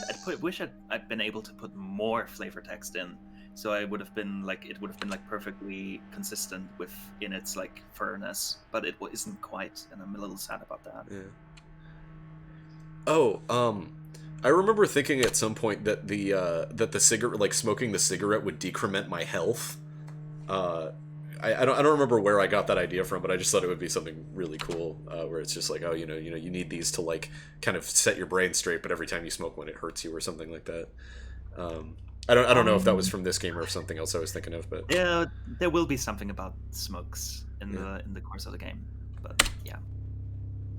And of course, they are the save item in this game. I think I hit the wrong button. That's fine. That's fine. Okay. For the demo, it doesn't really matter if you save or not. Gotcha. Because that will come up. Okay. The cutscene art looks fantastic, by the way. I should mention. Thank you. Like, I remember seeing this in the Haunted PS1 like demo disc trailer and being like, "Oh man, that's such a cool shot. It's so dramatic." I really dig that. Oh, is that the end of the demo? It is not. It is not. Everybody always thinks that it is, but it's not. It's just the end of the prologue. Gotcha. Oh, so this is like the game. I think people thankfully don't quit the game here. They like hit the button first, because then it shows them that the game's going on, will keep going. So yeah, I would definitely say having like a maybe like a chapter 1 or something like that would probably help. Yeah, a timer or something, so it fades off on its own. It's probably the best idea for here. Yeah, Noir Mouse was said. I thought it was that too. So welcome to the rest of the demo. There's just like the some very small. Whoa, that's a spooky noise. That is the titular Outcry. Outcry. Yes. What I was gonna say, just really briefly, is there's a lot of small things in this demo still that are just the marks of a first-time designer, which I am. Yeah, that's understandable. Like a few like tiny mistakes, but they will be fixed in time. Oh yeah, I was gonna say I don't know if that Outcry. Ignore. Let's follow.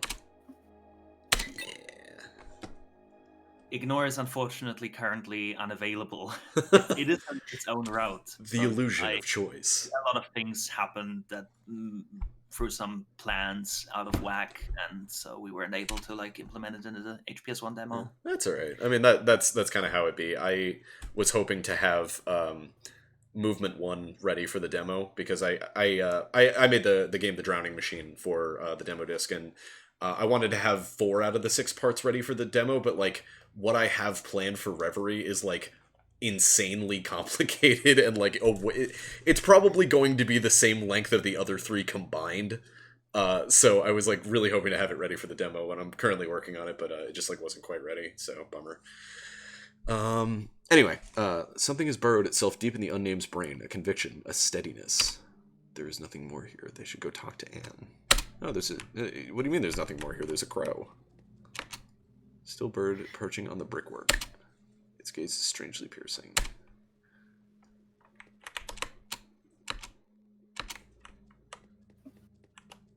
Is there a sprint button out of curiosity or no?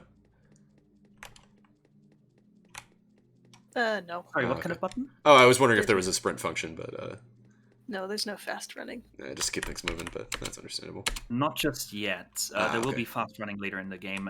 Probably. We're not sure yet, though. Gotcha. But at the moment, there's just no reason for the unnamed to like book it, and they are a smoker, so the lengths are probably a bit rough. Yeah, that would be funny, like a limited sprint with like a really short stamina meter. That would actually be really funny. It's just like you can run for like 3 steps and then you're just like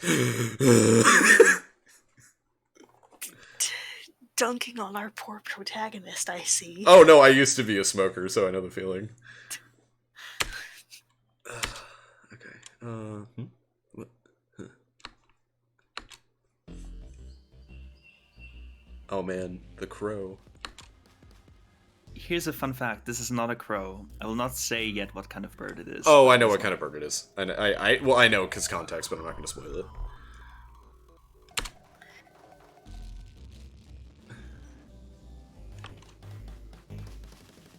Noir Mouse in chat, you might just get what you want.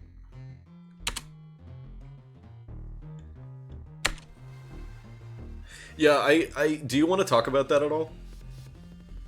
About what? Specifically? What you just mentioned. Oh, yes. I have spent the last 3 to 4 days of refining a battle system for this game that is thematically relevant and feels of this game.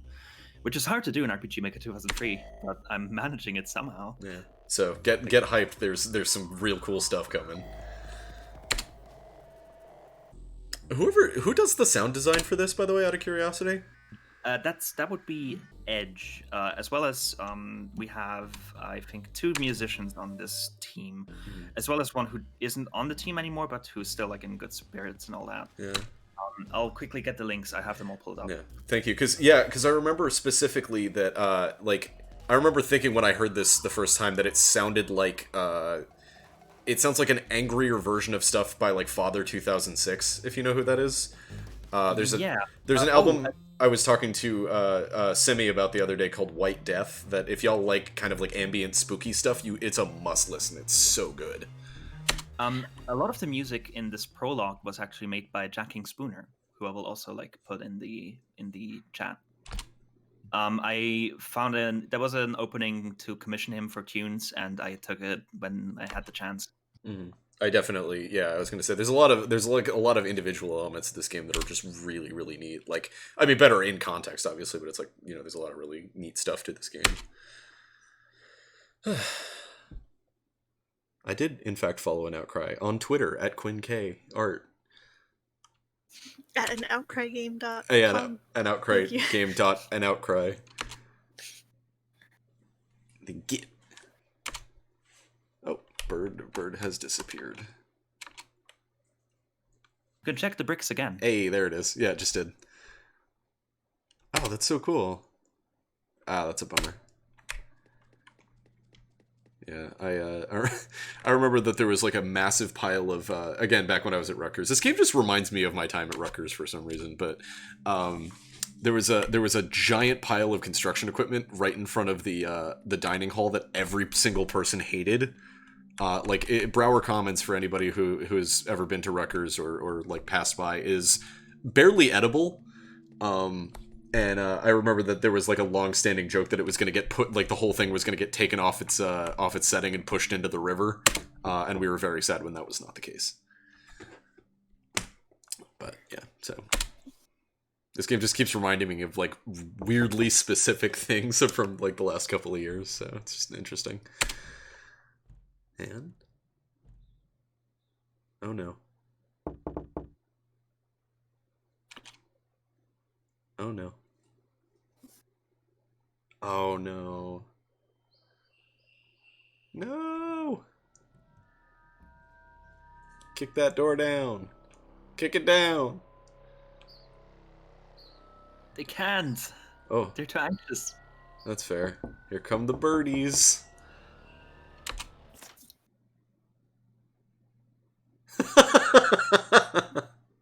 Yeah, Anne writes like romance novels to pay the bills. I love that for her. Yeah, that's like when you're like talking to her initially, she like mentions that in one of the like lines that you can get from her, like when you're getting like her I think when you're getting her the lighter from her and such, like one of the choices around that conversation. Writer's block. Thankfully not, Noah Mouse. Thankfully not. Yeah, people think that because the term smut book, people like think that she's like writing fan fiction or something. No, she's like a published like saucy romance novel writer. Yeah, plot twist. This is actually just the backstory to the writing of My Immortal. That would be a nightmare. I would have many an outcry about that. Oh, they said the thing. They made the joke. It is. Press X here. Press X here. Oh, okay. Interesting. I like to think she just said the word gasp. I feel like she would. She seems like the kind of dramatic type to do that kind of thing, and I love it. It's so funny. You're very good at writing characters, I think, to like feel real in a way. Like these definitely don't feel like just like NPCs, if that makes sense in like a traditional sense. A bird. Thank you. Yeah, absolutely.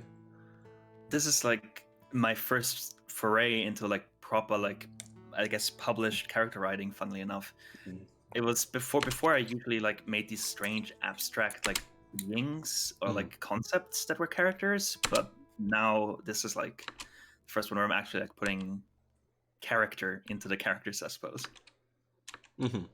Oh, I love that. That's such a nice it's such a nice name for a recipe. Oh, somebody, Johnny said Ebony Darkness Dementia Raven Way, like in reference to the bird. I love that. You should mention it. It's not a raven. We would have colored it all black if it was. We're just gonna figure out what kind of bird this is by process of elimination.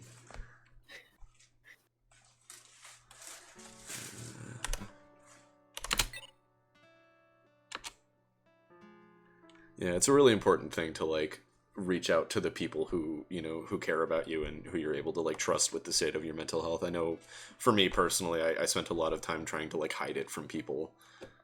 And you know, so like having the option to like talk plainly about things is just like very nice. And the names just have that kind of frank relationship between each other. Yeah, and I remember specifically, like, I'm sure anybody who's played my game knows that it's, like, I'm very, very familiar with, like, mental health issues and things like that. So, you know, this game definitely speaks to me in a very interesting way. I'm very excited for the full release. Thank you so much. Absolutely.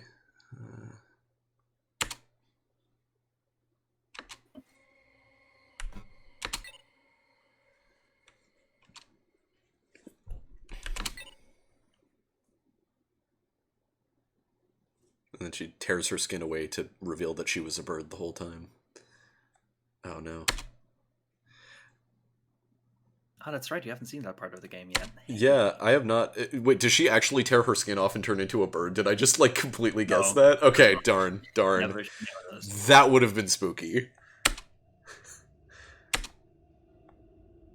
Ooh. How old is she? Anne is 49 years old. And when does this take place? In 2017. Okay, yeah, I was gonna say, I guess that's not exactly what I thought it was, but... Interesting. I'm also, for reference, I'm also Ashkenaz, so I'm definitely very sensitive to these kinds of things.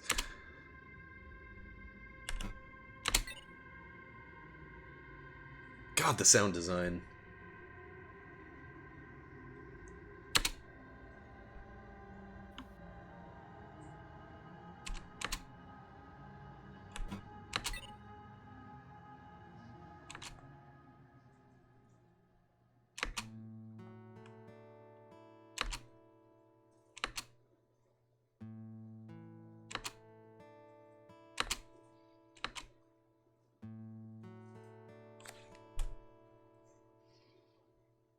So there's a bunch of things you can do here. You can before you talk to Anne, yeah, you can examine that. Damn, you heard it here first. Dubs aren't real. If it's more such a thing as broken heart, it was picked and squared sufficiently. Out of curiosity, where'd the whole egg thing come from? Well, they actually are bald. They're bald, okay. Not a anonymizing feature. They are actually bald. Okay, yeah. See, I wasn't sure about that. I was like, is this just like a? I was wondering if that was. Oh, okay. No problem. It's also interesting to me because it seems like in a lot of like traditional RPGs, it's like you get through the intro and then you can kind of just go wherever you want. But with this one, it really does, you know, feel lived in, and I think that's kind of neat. Is there anything? And look at the window still, and look at the table. Oh, okay. Oh wait. Can I go out and see the stars if it's dark outside?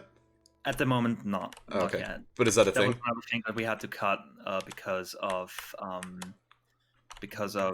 constraints. Gotcha. Okay. Oh, well, that was quick. Egg moment. Yeah, speak the truth.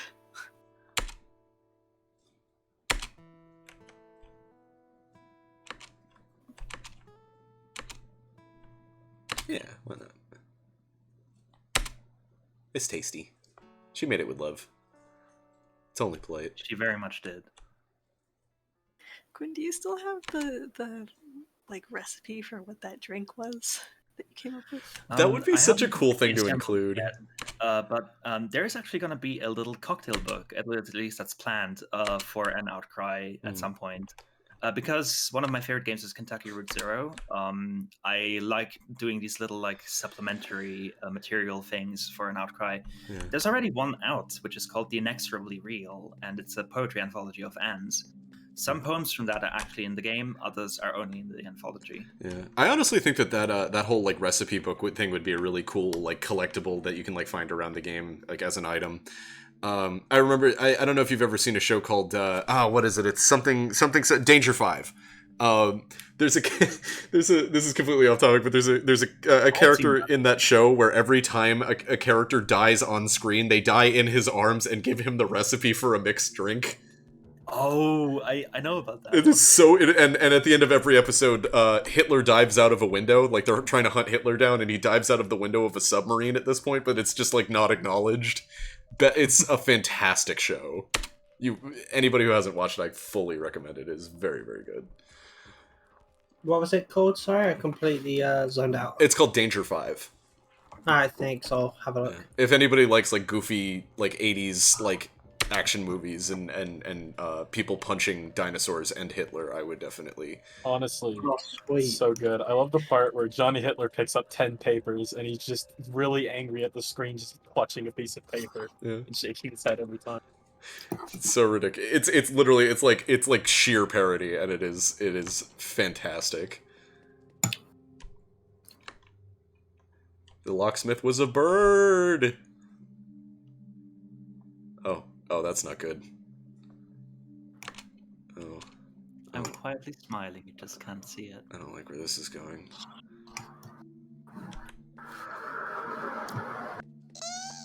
Oh, thank you for Marimo for the follow. Oh, spooky. I would just like to say that there's a lot of stuff to inspect in Unname's apartment, and there's stuff that you can inspect multiple times. As well as stuff that relates to each other. I'd like you to maybe look at the coat twice, please. Oh, absolutely, yeah. If there's anything in particular, I don't want to spend too long in here because I definitely want to give people something to look for. Oh, no hit. Thank you for the follow. But if there's anything in particular that you want the audience to see, definitely let me know. Yeah. I think there's also some differences between whether the light is on and off for some of the things. Oh, that's interesting. Indeed, yeah.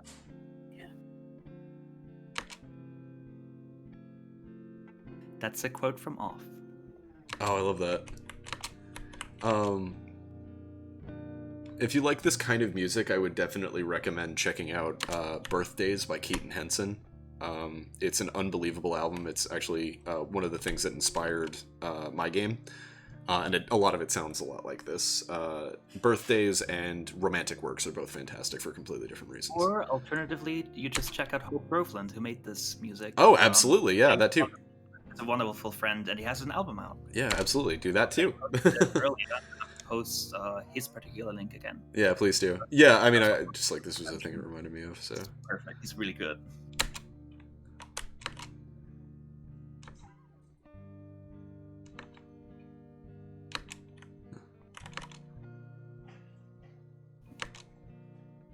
Oh, you said that this was the artist that inspired a lot of the look of the game, right?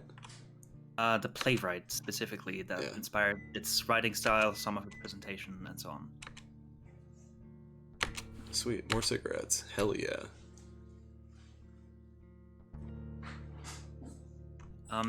One thing I would like you to look at more than once in this room is the mirror. Okay.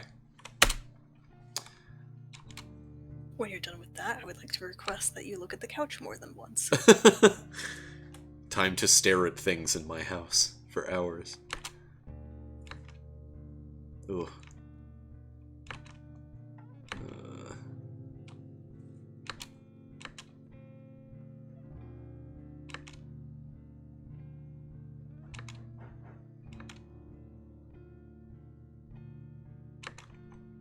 Jeez. I know that feeling. thankfully, very few people have found this because I think people would have felt very bad. I've done that before, actually. I've brought furniture home. The beanbag, actually, that's directly behind me, I found outside of my neighbor's house because they were getting rid of it. Dragged it back to the house, like, on my back. It was very fun. And now it's Mimsy's favorite chair. Oh. Yeah, Shout out to Mimsy. She's good. She's running around outside right now. Dog.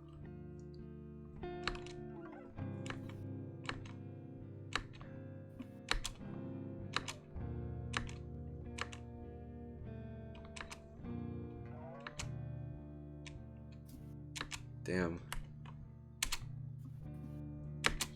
Oh. Oh, that's really sweet. Damn, I like that a lot.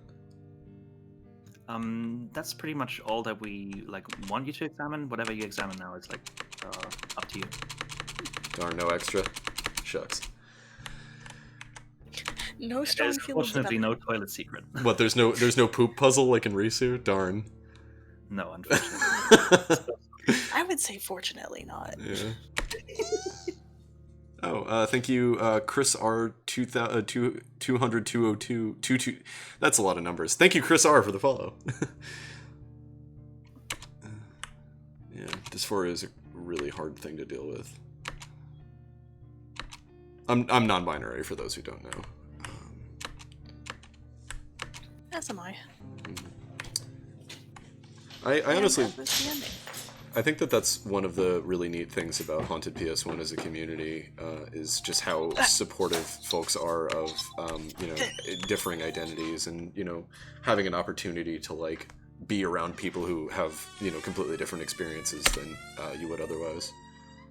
And yeah, I'm very thankful for Haunted PS1 as a community. I think it's a real good place to be. I am immensely grateful as well. Like I've said in the devlog that I posted when the disc released, it was probably the best creative experience I've ever had, and just it's a really comfy and nice place, and for sure I hope it sticks around for many more years to come. Yeah. And we're gonna keep chugging. So Sorry for ringtone. I'm here. You're good. No worries. Yeah. Anybody who has not. Can I lock the door? The door is already locked. Okay, cool. Just making sure. That's why the unnamed locked himself out, Can I check under the bed? You cannot check under the bed, unfortunately. Damn.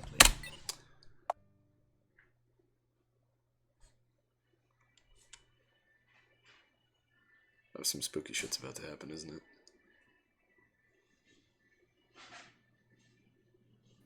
Oh no.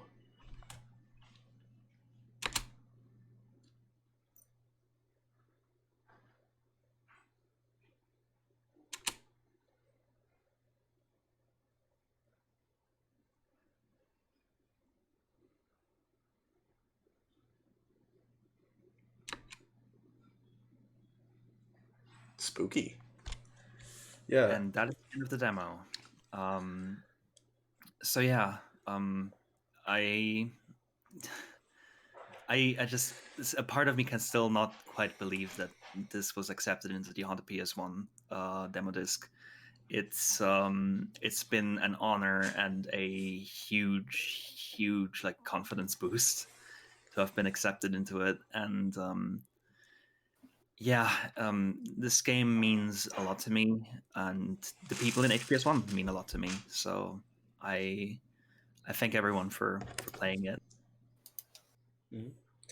And we're glad to have you, and it's very cool that you've become such a close member of the community in such a short time, because you haven't even been around Haunted PS1 for not that long. No, Yeah. it was OKSoft that who does the sensitivity reading for Outcry. OKSoft who invited me into the server, and it was then that I closed the lid on my heart around this place. Mm-hmm. It's a beautiful, it's like an amazing place to be, and anybody who has not been able to join the community, I fully recommend either messaging me or the official Haunted PS1 account, and I'll be happy to mint a link for you to join the community. We're just Since it's the end of the demo, am I allowed to shill a little bit? yeah, absolutely, go for it. That's kind of the whole All point. right. So the thing is, I have a few medical conditions, medical and psychological conditions that are very hard to manage, and that sort of makes my the amount of money that I need in order to live quite substantial. As such, I just wanted to point to the link that's currently on screen about my Patreon, and quickly copy paste it in chat as well, in case anyone really liked Outcry and feels like they want to give me a bit of support. It would be extremely appreciated if you were to look at patreon.com/QuinnK. You get a bunch of goodies there. There's a few tiers, and you can get all of my writing for free if you pledge at $3 above. So yeah. Thank you, Mike, for posting links in the chat. Thank you, everyone.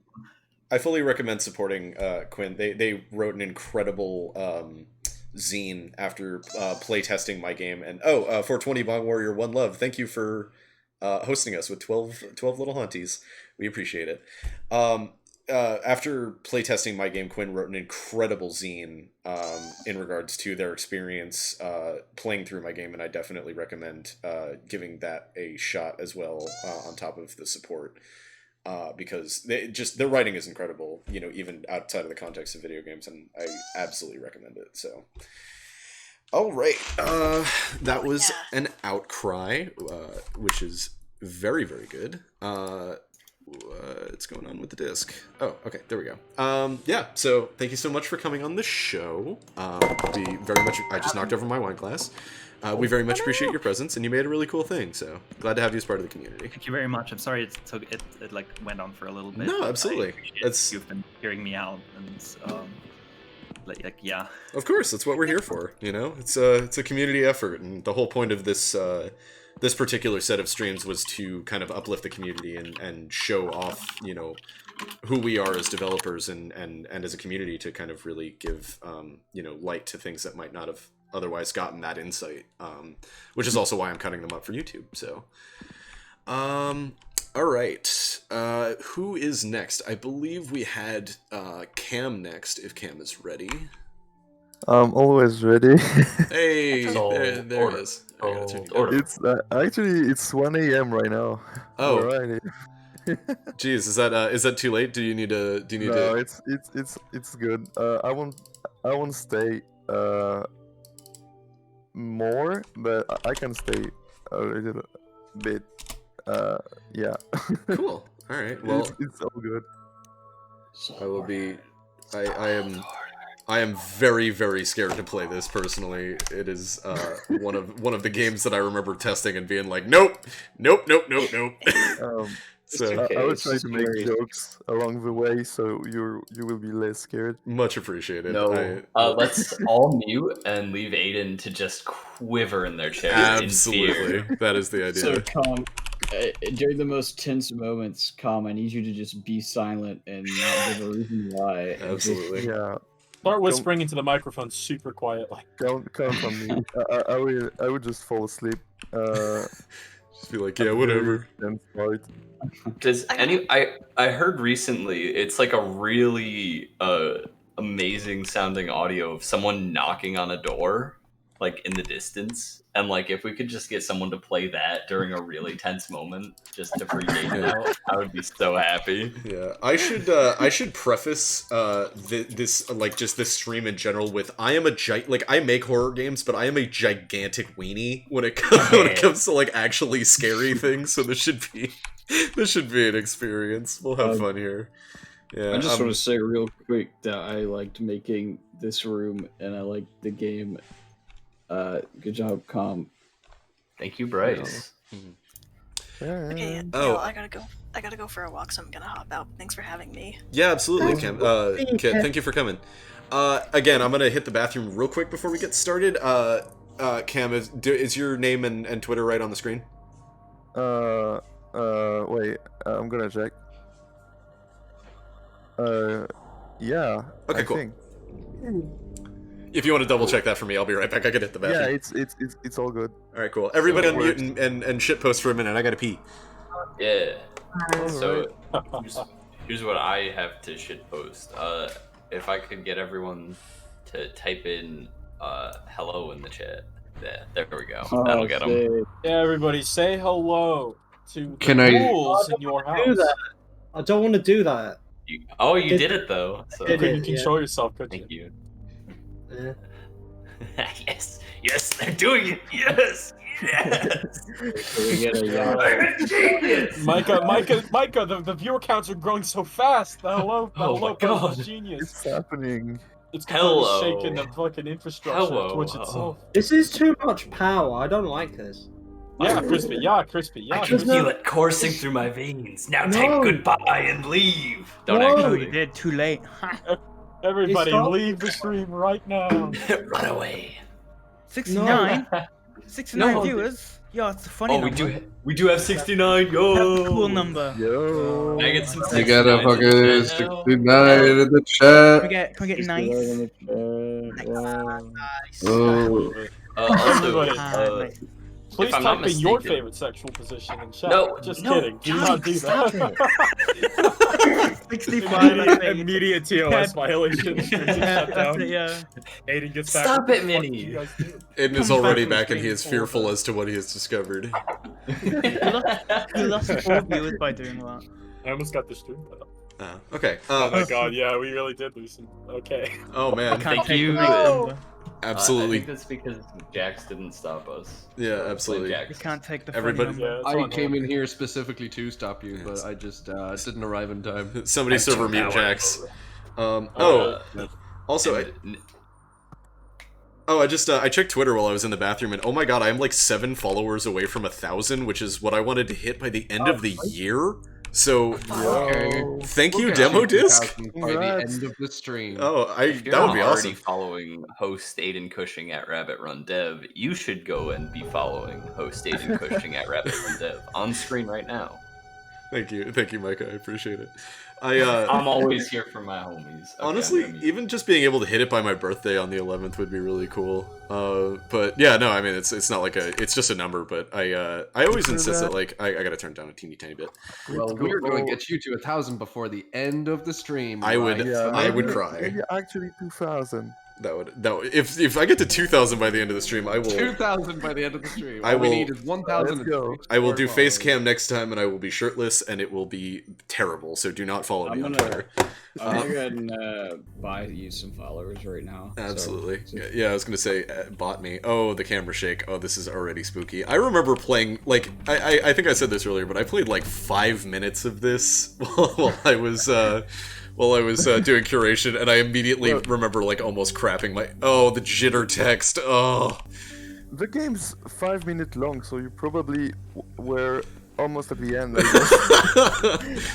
But so I'm a huge weenie with traditional horror, and this is gonna be. I'm actually gonna turn my mic down a little bit now, just because I know I'm gonna scream. So, Chad, am I still audible? Can everybody still hear me? Okay, cool. All right. Oh boy, let's do this. I also really like the art style. It all looks like a normal map, but in like a really cool way. Oh, I have a fun fact about the cobblestone texture. It's actually the ruin texture from GIMP, like the base. Oh, really? Texture for yeah. Huh. I worked with this thing at first. Oh, somebody can't hear the game. Oh no. Oh no. Okay. Uh-oh. Is that better? Is that better? Okay, thank goodness. I'm like taking my headphones halfway out of my ears. Anyway, oh yeah, Cam, just because we kind of got into this a little bit quickly, do you have anything you wanted to like head off the stream with? Any fun facts you want to share? Yeah, I read ZB comment about the game looking a bit like Thief, like the Thief game. Actually, it's really inspired by the Dark Age, the Metal Age, sorry. Like it was a really big inspiration for the game. Neat. Okay. Mostly because it's one of my favorites stealth and immersive sim game. Oh, so this was kind of inspired a little bit by immersive sims. Then that's interesting. Yeah, kind of. Cool. Oh, out of curiosity, did the horrible feature you created ever get implemented into this room, or was that just kind of like lost in translation? You mean like the witch animation? Yeah, the particular animation you showed off. Did that ever end up getting put in? If you're looking for the witches to dab, it's not gonna happen. But man. But Shucks. I might add the animation somewhere, like hit it somewhere in the full game. You just like hit a button in this room and they all just like. Huh! That would be so bad. Yeah. Oh, I love it. Yeah, I just remember you showed that and I was like, there is no way this isn't going to end up in the game somewhere. Oh, it's so good. Okay, so... I have a fun fact also about the thief vibes of the game. Mainly Badass Hero, I think that's the name of the YouTuber, played the game, and YouTube algorithm thought that the game featured was Thief. So they displayed the Thief inside, like, for the video of the game, like for the subtitle. Yeah, that's crazy. I've actually had a similar experience. Last time I put up an Unreal tutorial, which I just gotta take a second to say that I was talking with Antonio, who made the Chameleon the other day, and I found out that one of the animation tutorials that I put up on YouTube was used in his game, and I'm just like, he didn't know it was me. It was just like this like crazy like small world thing. I was just like, whoa, that's nuts. Like what are the odds of that? Oh man. Alright, I put my headphones back in. This should be interesting. Okay. But there's a lore button? Yeah, there's a lore button. It's told that the only way to enter the Endless Tree is through a tunnel dug in an abandoned church, but its surroundings have been cursed by the dark powers of the realm. If you stay in there for too long, you'll become part of the curse. See, I was gonna talk about this during Louis' game, but like I am such a huge fan of like really like that kind of like Bloodborne like doesn't quite explain a lot to you, but it has this like mysticism and like occultism to it. I think it's super duper interesting. So that is definitely like a thing to like draw me into literally any game. I love it. So the conveyance in this game is really fantastic, and oh god, okay, hold on, I need more Dr. Pepper. Immediately the forest, I'm just like Also, I see on the chat like a lot of people telling that they drew like what they drew first, like when they got the salt, and I'm actually pretty proud of people like using the salt to draw things, like even silly things. Like it's really cool, and the people are going very creative. Yeah. I also saw a bunch of you know, like minis, don't like but you. Don't like you. Oh, my hands are shaking. So yeah, just to explain for the chat, if some people don't know this game, there are monsters out there, and you have to draw lines of salt if you want to make sure they won't follow you. Like they can't cross salt basically, so you can draw.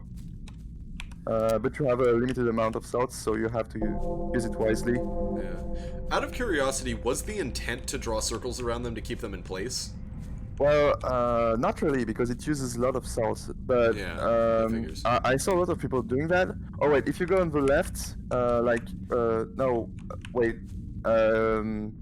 behind the church, but on the right side. Okay. The other side, sorry.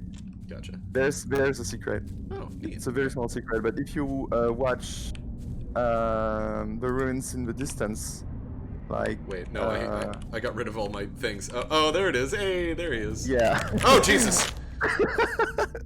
You Sorry. bastard. You bastard. You got me.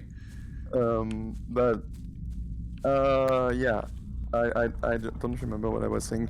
Can the monsters move, like, if you're looking at them? Is it like that they just don't move when you're looking at them? No, as long as you keep staring at them, they won't move. Okay.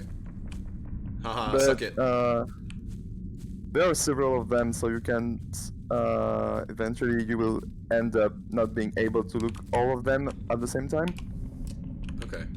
So you will have to find other ways. Oh, that's man. why you have salt. Oh, crappity. Alright. This is gonna end incredibly badly for me. Because I am bad at video games. Oh no, oh no. Divergent paths. Don't like that. Oh god, okay. Oh.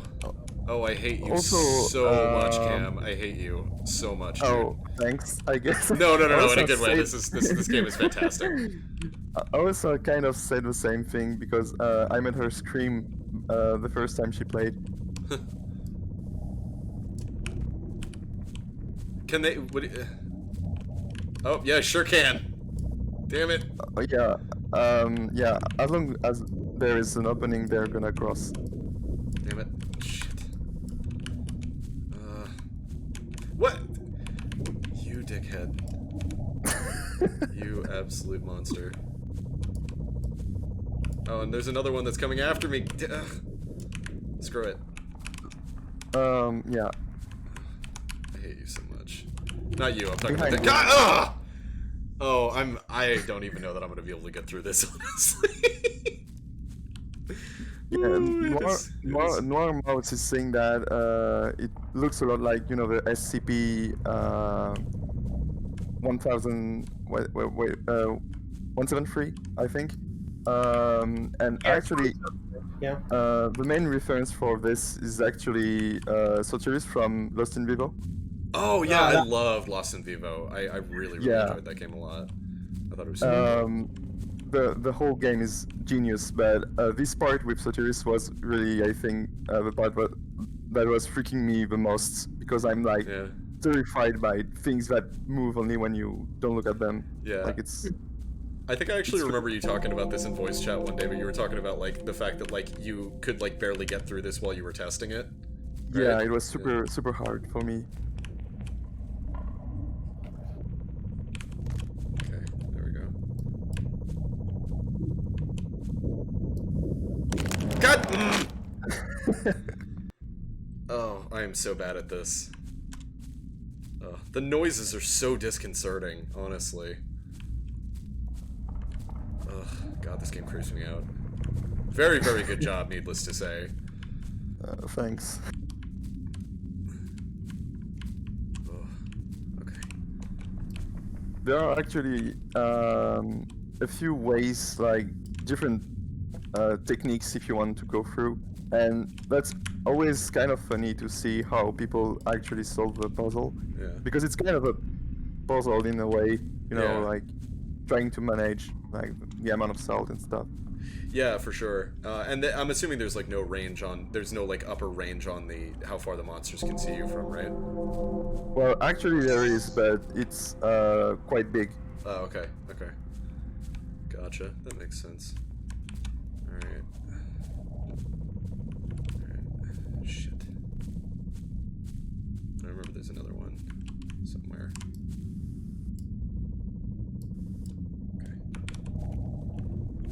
Aha! You're stuck. Be careful, because there's another one. Yeah, I just don't know where. Oh, hello. I see you! Hello! You are big and scary, and I do not appreciate it. Oh! That was close. Whoa, that was a nice, smooth line. Oh, there you are. Salt Witch's spellbook, but it's not the Grimoire. Okay. Well, damn, that's a shame then. Oh, hold on. It's kind of interesting watching you play this because there's a lot of different strategies people take for this game. I mean, in general, watching people play it, and apparently people find this game really difficult. But I have no idea how difficult this game is because I think I passed it the first time. As I don't know how difficult this game is. Well, it really depends on how people try to solve the puzzle, but also about like the sensitivity of the people to the game. Like a lot of time, I see that when people are kind of freaked out, they kind of lose their, you know. Yeah, their calm, their concentration. Yeah, exactly. I'm trying to get this guy closer, but I think he may have actually accounted for that, which stresses me out. Hey, Minnie, Well, you we trying get to- it. You're a real gamer. Okay. we get it. Apparently, yeah. Min is a gamer. Apparently, I'm gaming, yeah. I think you can maybe get them like more close and try to separate them a little, or actually can get them together. But damn it! yeah, Yeah. I'll risk that. Yeah, they're too quick. Is there a checkpoint at all, or do I just like? no, unfortunately not. Damn it! Alright. But there will be. Okay, cool. That's the good full to hear. game. Neat. I definitely think them quivering is part of what makes it so spooky, for sure. Yeah, I get that. I love the this game has like such a good set. It's so simple. It's simple in the sense of like quite visually, but it's really appealing because it has so much like it's so dark and the color banding and all the it just has such a great atmosphere to this, and It's artifacted as hell in a really, really neat way. yeah, I think so. And it's one of the scariest games on the disc, but I don't really get scared by horror games, but this game was like the closest I got, I think. Yeah, for sure. I would actually agree with that. I definitely think this one was one of the ones that freaked me out the most during testing. Yeah, I was kind of freaked out myself when playtesting it actually. Like, I was talking with Jax about that, but I had a few times where bugs were occurring, and I wasn't expecting this kind of behavior by the monsters sometimes, and I got like spooked a lot. For sure.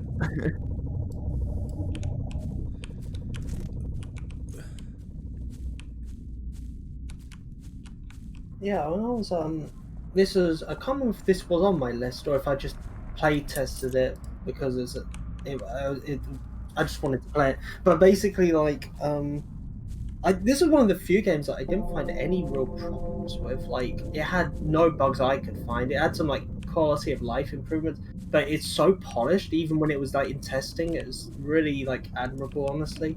So I've got to say, like, big up to Cam for like the best, like, no QA of anyone apparently. Oh, thanks. Welcome. Yeah. I don't know, say, I as just much as this game makes me want to like throw up from like a fear standpoint, it is a fantastic piece of work. Yeah. I'm sorry then. Yeah. So two questions from chat. One is, would soy sauce be equally effective at containing the monsters? It's salty, I suppose. That's Pretty actually salty. a good question, but I don't think so, Probably unfortunately. not. No, it's not salty enough. The Does he have a second is, are there going to be other enemy types? Ooh. Of Good course. Yes. I'm planning a lot more variety of enemies and situations. You're not gonna always use salt protect. I'm planning to try to add kind of a salt drawing system, but it's gonna be very simple. But you're gonna use salt to basically resolve different puzzles. And sometimes, of course, I'm gonna take that protection back from you. Oh man, imagine having to juggle like different kinds of like salt for like different monsters. Oof. That's stressful. I kind of like the idea though. You gotta use salt for some, and some of them you gotta use ground black pepper. Yeah, you can watch and it. for some of them you use like cumin. Yeah. Is that one looks funny? But, Just- you know, Yeah, that's kind of cool. It would be really cool if you had a sigil drawing mechanic. yeah, I really wish I could Oh, do that that. would be neat. but Yeah. That's what I was gonna think. I was literally just about to suggest that, and me and Jam are kind of on the same wavelength about that. Like, the only other thing I was gonna say is, with the idea, there's so much potential with this drawing mechanic. With the idea of different materials for different enemy types, it might be cool if you had like blood and maybe wax and stuff like that. Could be Dr. cool. Sid this has an idea that I think would create some really tense situations if there was an enemy that could erase your salt lines. Oh. My Yeah. lord, that would destroy me. Oh my god. I was actually thinking about something even more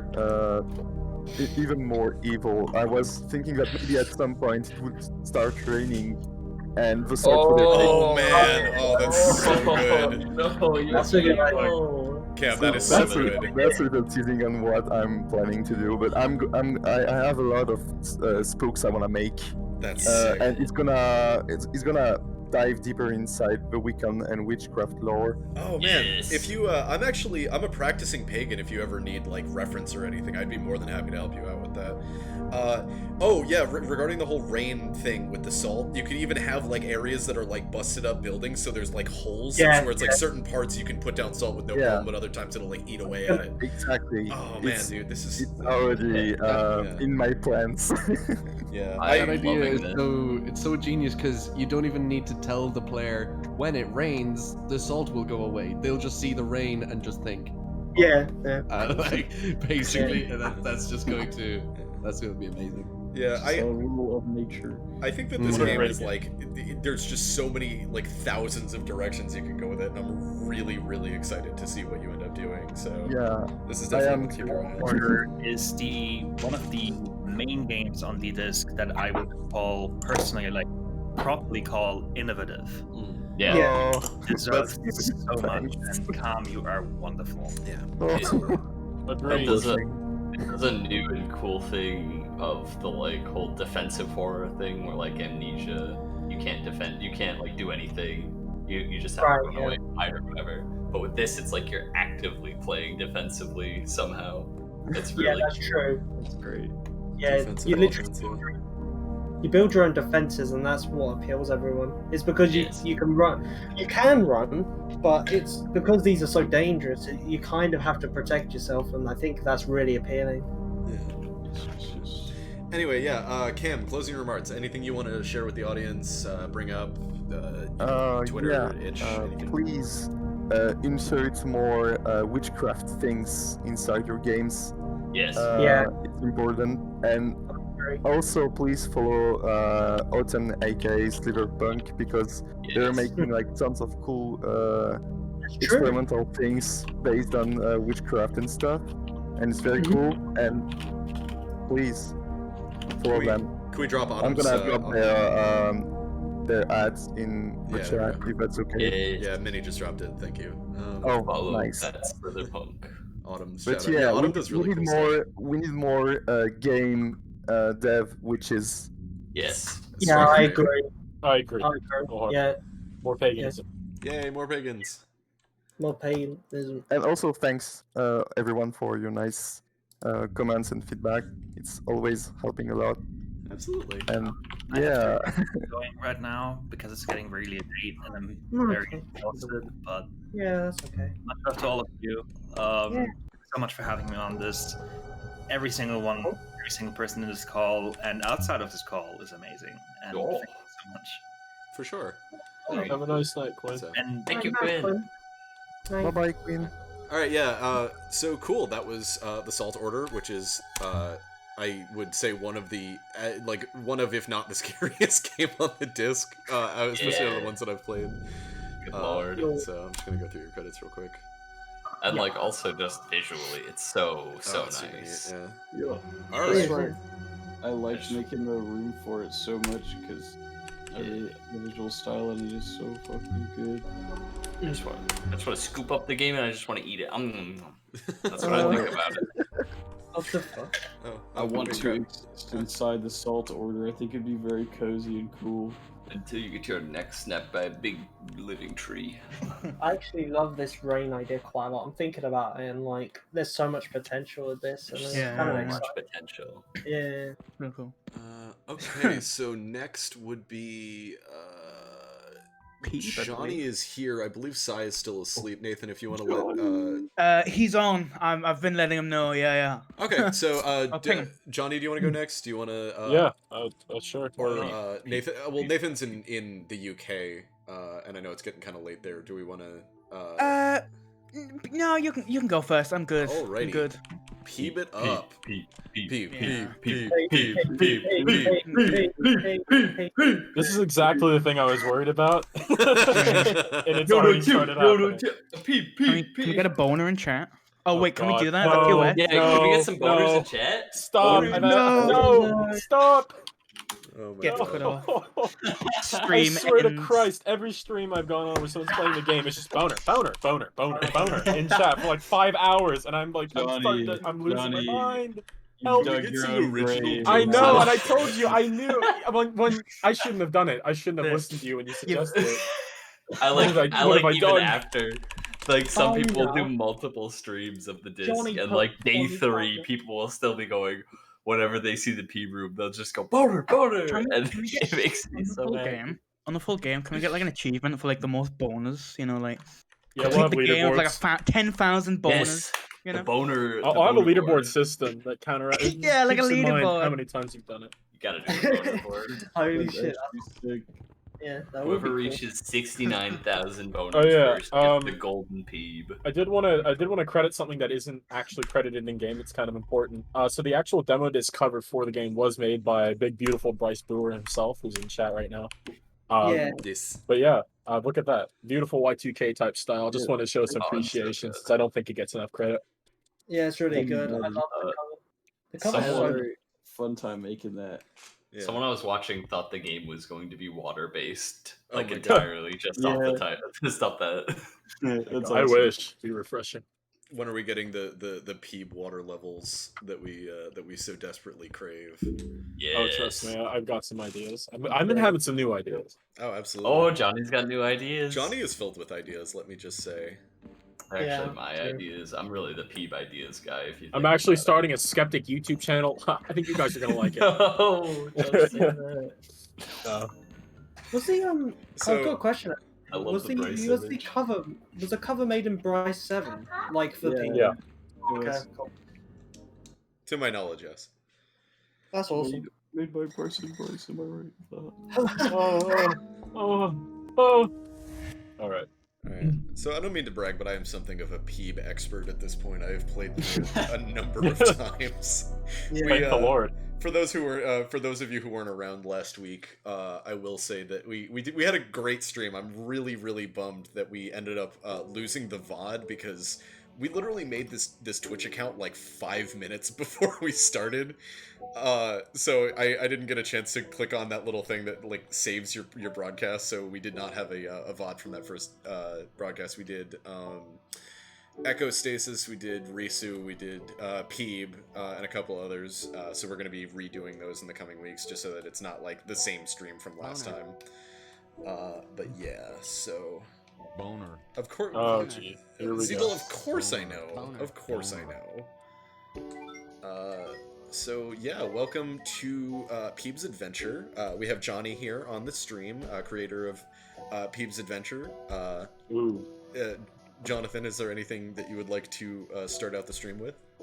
Not much. I just wanted to say that Orbo is in fact based off of my half brother. His name is also Orbo. Huh. That's it. Okay, I think we're ready. All right, so that's all the Peeb deep lore we're getting today. Yeah, All right, pretty much. I pretty understand. much. So, as per last time, I know there was one secret that I like completely missed that you actually had to show me, but I think I remember the rest. Okay, that's good. So I would like this to be the most comprehensive Peeb playthrough of all time. 100% speedrun. Absolutely.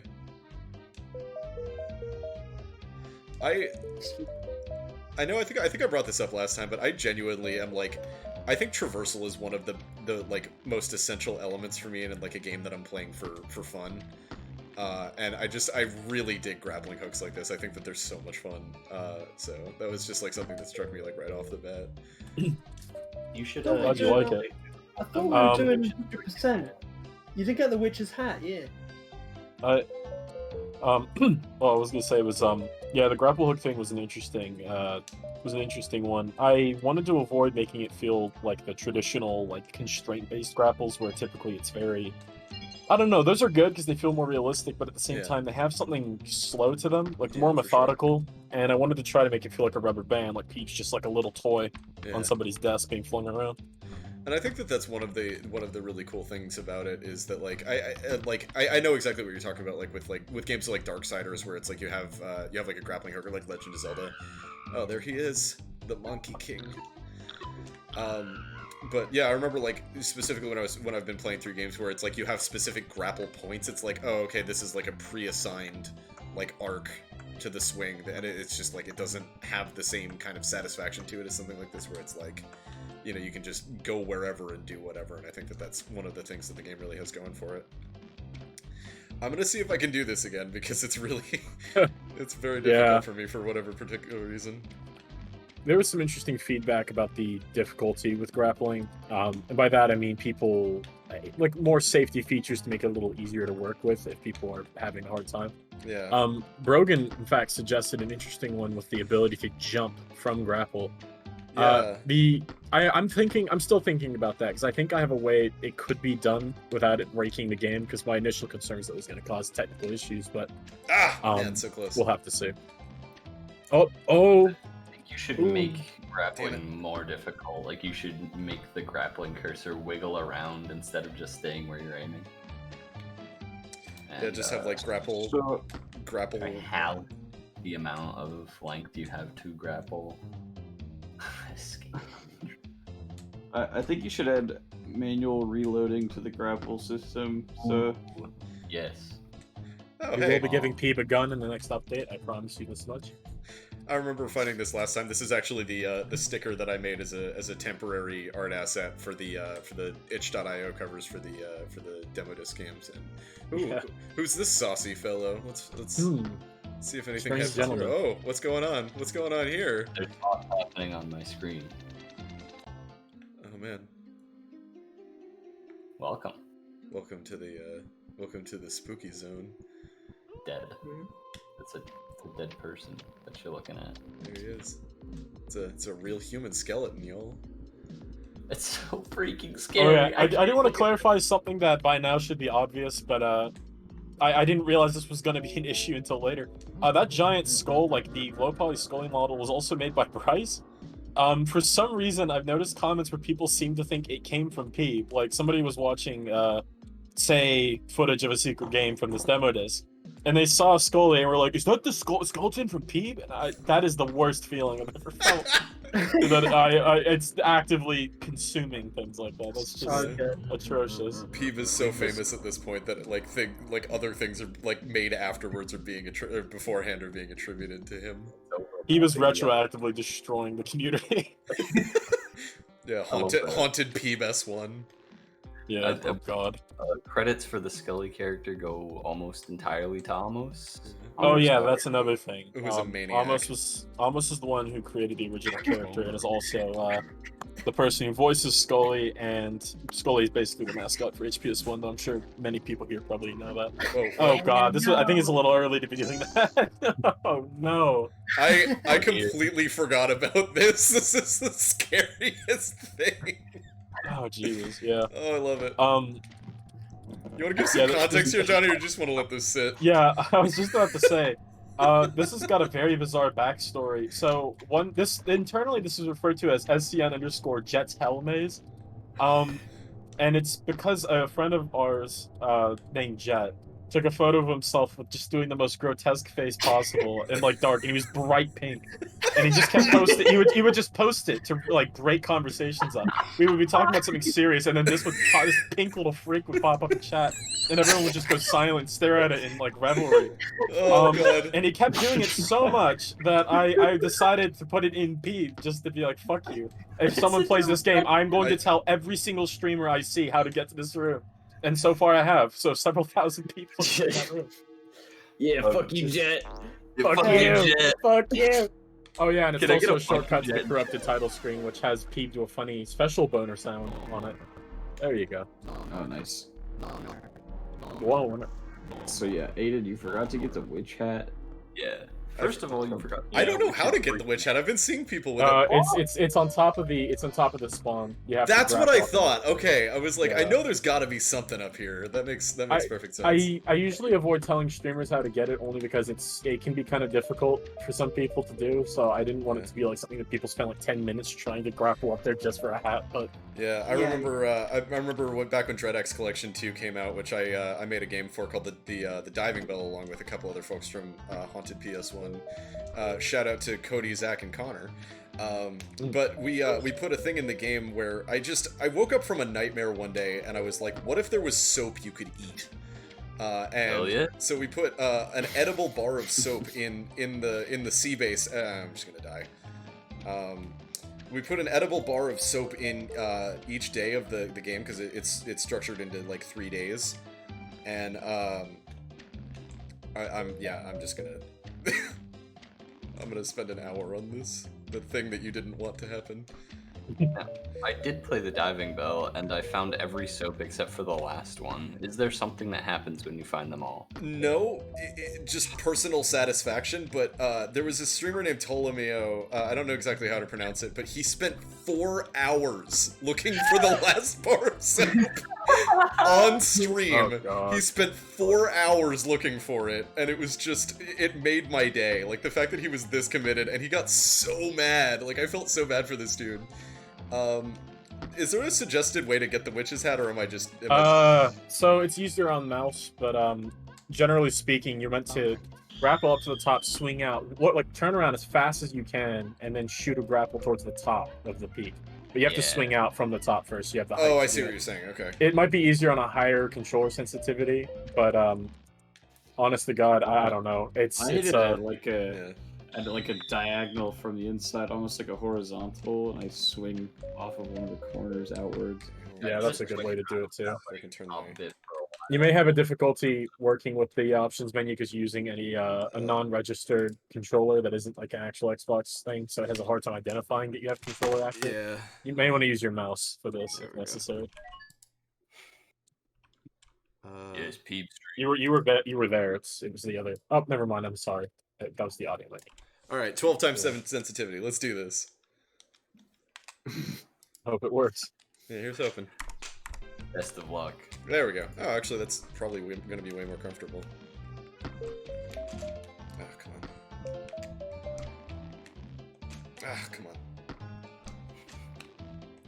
Streamers spending a ton of time doing this? Oh my god. Oh, you're so close. I saw like one. Yes. Okay. Now jump up. Just keep jumping as fast as you can while running against that to get into the actual. Do not fall off. No. Yeah, be careful. This part is super. It was supposed to be hard because it was like one of the best rewards you can get for a new stage. Oh, there he is. And then talk to Bryce when you get to the top. There you go. Wait, hold on. I need to show the chat this particular icon. Hold on. Let's see if I can. Yeah, this is a good image. Yeah, it's sort of a server in joke. It's just a really good image of Bryce with shaving cream over his mouth. Yeah, Creamy Bryce is one of my favorite memes. It's showed up in a couple games. I think in the How World Loophole, it also shows up in a painting, and there's like a couple other ones. It's really good. Incredible. When Sockpins found this, it fucking killed me because he just happened to stumble across it, and he's seen the face before. Yeah. Oh yeah, make sure you talk to him twice, by the way, because Bryce mentioning that reminded me. There's a second. Yeah, I forgot about that. That dialogue made me laugh so hard. I forgot I wrote that, and when Sockpens found it, I couldn't. I lost my shit. Oh my god! I'd forgotten that was a thing that it said. I know I've said this before, but like, I don't know what it is about your humor, Johnny. It just destroys me consistently. It's really good. Ugh, God, this game is. I have an evil brain. Absolutely hilarious. I love it. Hold on, I'm gonna run around and like actually do the game now. So, this game, I swear, I've run out of things to say. It's just so good. I love it. I think people have had mixed feedback about Peeb in regards to its themes in relation to the demo disc, because it's, the demo disc it comes with an expectation. I think there is a certain type of horror game that people are expecting, something more inherently like leaning into it, versus Peeb, which is inherently just stupid. Yeah, it tries to stay very stupid. I mean, up until the end, I think that there's definitely a lot of value in the concept.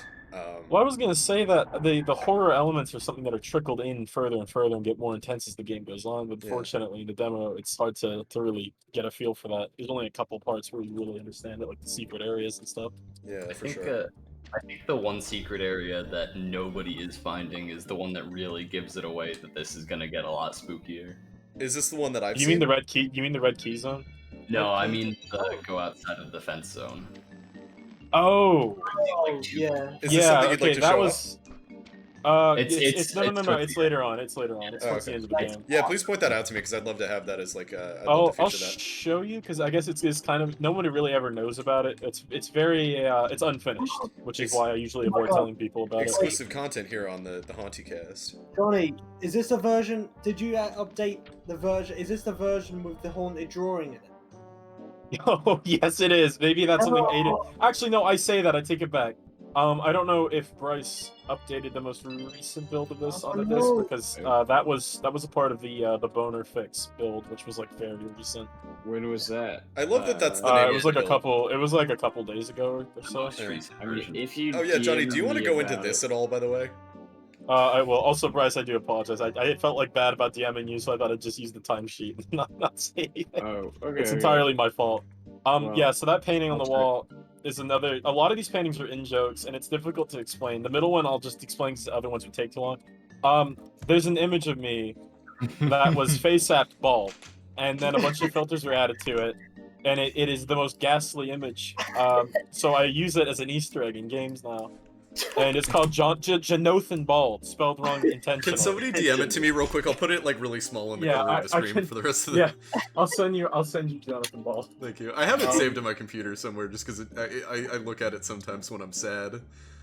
Oh God, that is a very ghastly thing to be told. It just makes me feel better. I look at Jonathan Bald in the dark, smiling. Here, hold on. I'll give you Amos Thin Bald in the meantime. Oh yes, good. That's a good one. All right, I'll just replace the source once it comes by. I sent it. I think. Johnny, is that really the? Why does he look like an egg? Oh, I sent it to Bryce. What the hell? I'm sorry. I don't know what's wrong with my messaging thing. It targets the wrong thing sometimes. Me, Bryce, and Modus are actually all the same person, despite the fact that we're both in voice chat right now. Yeah, good lord. All right, here, hold on. Oh no, I don't like that the image is called "Hello Baby."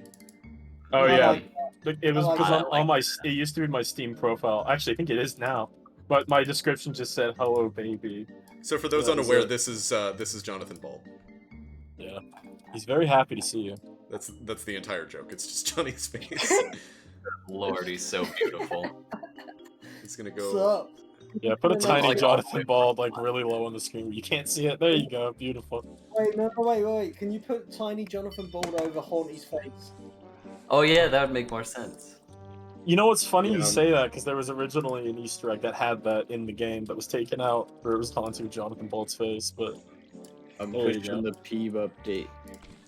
Welcome to the HAUNTYCAST. It wasn't anything major, which is why I wasn't urgent about it. It was just two things. It was the drawing that Cham did that's utterly gut-wrenching, and then like the ability to press P to do boner, like, effectively. I'll put that, like, very, very faintly on the screen, like, overlaid on the screen. Oh, wait, no, I need to go to the other one first, don't I? Oh, if you're doing the one Easter egg. Yeah, figured I might as well show it all off, you know? That's a good idea. Thankfully, the game is relatively brief, so we'll be sitting here for an hour and a half. It's, I run it through a program. I'll explain it later. I'm streaming at the moment. Alright, gotta pull... I'm just gonna...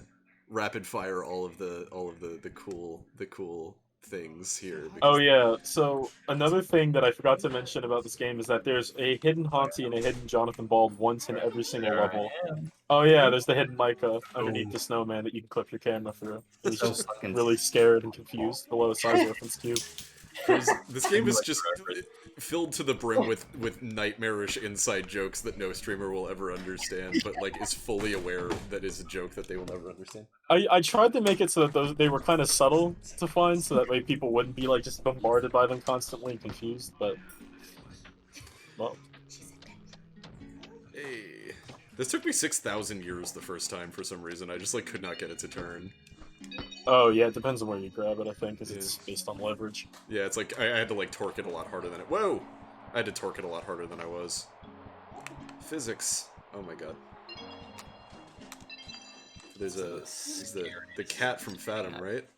Yeah, so that's another interesting. So there's a couple. Occasionally, I put little things in from other people whose stuff I like, and at the end of the game, there's 4 peeps. For actually, all 4 of the people are in the voice chat right now with us. For Micah, Minnie, Bryce, and Cyredes. And the Bryce one I ended up just hiding in other places at random. In fact, there's one in a hidden zone that no one can ever see because it's super far away. So there's like no way to get to it. Yeah, well you'll see it. Well, you won't see it, but I'll explain to you in an area where it's supposed to be visible. The hidden Micah that you can't see. No, it's the hidden Fathom cat, like Fathom Peeb. It's it's in the red zone, standing on a building, spinning around, but you can't see it. Fathom Peeb Tula. Oh, by the way, I accidentally went into a second secret from the first secret, but there's a nice little room in the like Scully room with just some cool matte paintings of a couple other people's projects and oh yeah, I was gonna say we missed that. So the Scully room, like that whole Easter egg, is a commemorative thing for Demo Disc. There's just a bunch of paintings with people's like games screenshotted onto them. Yeah, it's like a bunch of them. I think there was one that like wasn't even on the demo disc, right? It was just like something that somebody had made. Yeah, I think it was. There's actually two of them that are on the demo disc. Size thing and then JB's thing. Yeah. Both of them weren't on this demo disc. Gotcha. Oh, also, do you want to explain the whole Orbo thing? Oh yeah, no. So Peeb and Orbo both. It's a really weird backstory for them both because they came from sketches that my friends and I would just do on a website called Aggie.io, which is like a collaborative drawing program. My friend Aaron drew Peeb, and I drew Orbo, and then eventually I just started working on a grappling game prototype, and now they're just characters in it. It's just sort of it, really. Oh, I was more referring to the fact that he gets angry when you boner at him. Oh yeah. But having the deep lore on Orbo is also very helpful for stream purposes. Orbo's also supposed to be like well, it's pretty apparent that he's just apathetic, but he's also supposed to be sort of a semi-sentient character. Like he's conscious that he's in a game, but doesn't care in the slightest about it. He's just fine, chilling. He's just hanging out. I wanted him to be sort of the straight man to a lot of like the weirder comedy in the game, where he's just very indifferent to everything that happens around him and just kind of stands there. That makes sense. As he should be. Yeah, I was gonna say you definitely need some point of reference in all of this. Yeah. Which I must say that I think this is like I just really appreciate like what you did here. I just think that this is like I think that one of the coolest things about Johnny's games in general, for those of you who are not fully familiar with his pee pee poo poo dum dum, thank you for the follow. Awesome. Thank you. Awesome. Very cool. The timing on that. But I think that one of the cooler things about Johnny's games, and it's something that I really like struggle with to some extent, is that you really just kind of like put fun first. Like you center your game around. You seem to center your games around like just some like cool concept that and then like build everything else from there. But like the focus always seems to be on like fun gameplay and stuff like that. And I really appreciate that. I really appreciate it. It comes from a weird place though, because you have to. Nobody really knows about my history as a developer, like way back when I first started, because all of it's gone now. It's completely erased from everything, unfortunately. But I used to only make like really depressing narrative, like tiny 2D games with like sad pixel art characters, and that was it. And I don't know, something happened, and I just couldn't keep doing it. I wanted to try to. If I was gonna make games, I wanted to try to have fun. Yeah. No, that's totally fair. It's so funny for me. It's so funny for me because I like went in the complete opposite direction. My first game was like a horror game shitpost.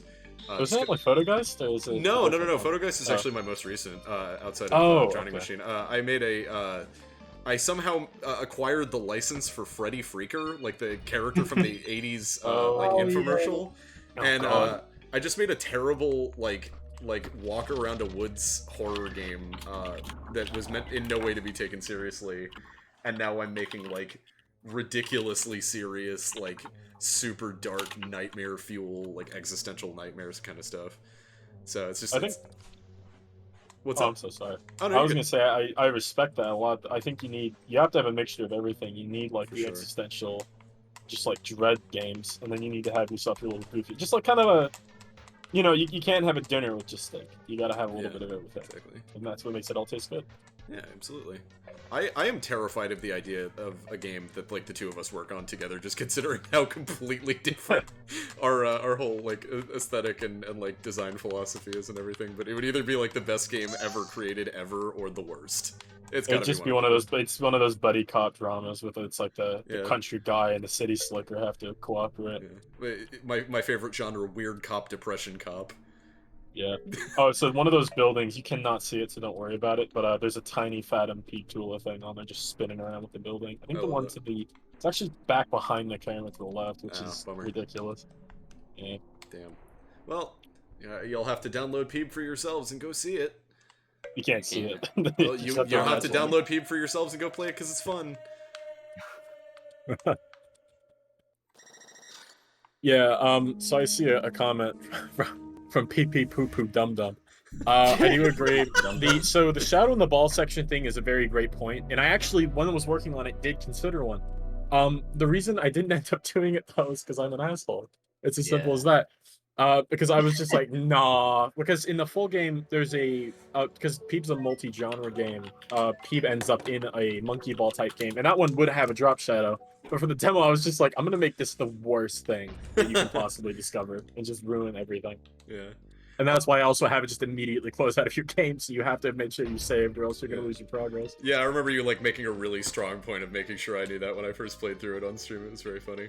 Oh, yeah, and in reference, it really fought back against me. In reference to the 4 or 5 comments in all caps, yes, I am still in possession of the Freddy Freaker license. I can use it for literally anything as long as I give the creator 5%. I still have the contract.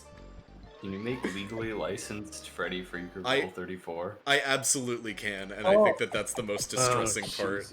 But please do. There is a long story as to why I am no longer working on that series that I really don't feel comfortable telling on stream. But if anybody ever meets me in a voice chat on a certain developer Discord, I would be happy to tell it.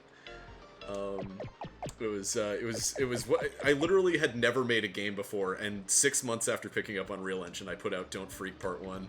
I literally have plans for an entire series, like the whole thing, like five entire games, and I just have never done it because I like can't bring myself to like I just can't bring myself to do it.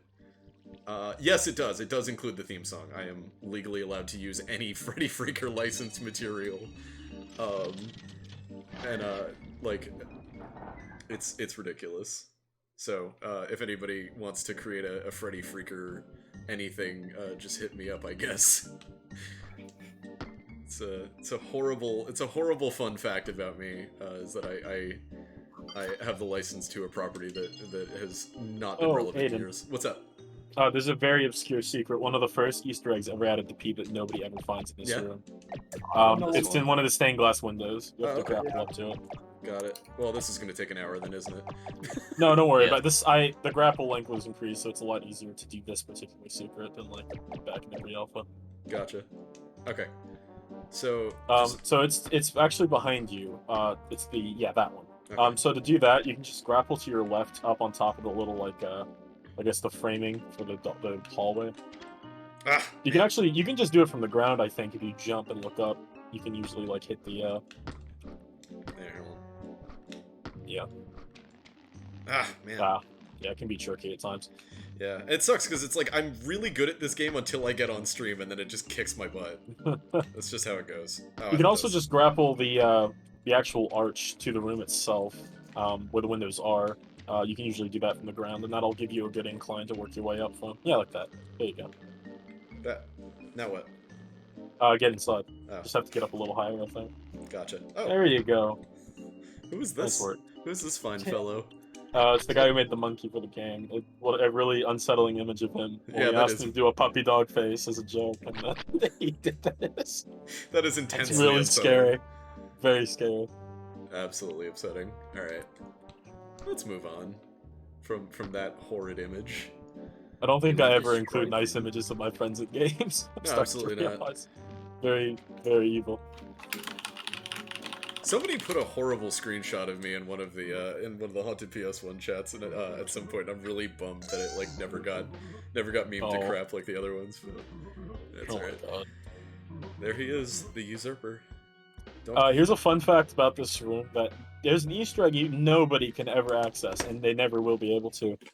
Originally when I was working on this cutscene, there wasn't a trigger to start it, so you could just walk into the room and go underneath the section where the usurper is sitting down, and there's just an image of Tyler the Creator under there, and you can talk to him, and if you do, the screen gets glitchy and it just says to beat the game you have to kill John Romero, and that's it. Incredible.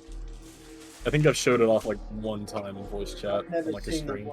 Yeah, it's really obscure. I do actually think I remember seeing that, funny enough. Can we get someone to drop Tyler the Creator's Twitter in chat? Just get him the follows he needs to Yeah. It's really obscure. Oh, pee pee poo poo dum dum! You actually found the hidden one in the the Jonathan Bald. I explained it a little earlier when Peeb was being shown, but it's just an image of it's just a really terrifying image of my face that was edited a bunch to be bald and all that. Yeah, It's so sort of we're just talking Haunty right now. yeah, it's staring out at us as we speak. It's horrid. It is grotesque. It really is the most evil image. So there are actually a couple secrets in this level, which are thankfully not too hard to get to because they all revolve around the same area. But I'll explain when you get there. I'm so happy. I don't know if this is the build. Peeb Adventures. This build, I know for a fact this isn't the build with the jam. Oh, okay. drawing. Cool. So if you go to the right where the blue portal is over there and go behind it and just run against the fence, it'll let you straight through. You'll just fall right through it. And to the right one. Yeah, there you go. And then if you turn back and grapple, there you go. I'm quick on the draw, baby. Yeah, you can talk to the monkey. That's a monkey?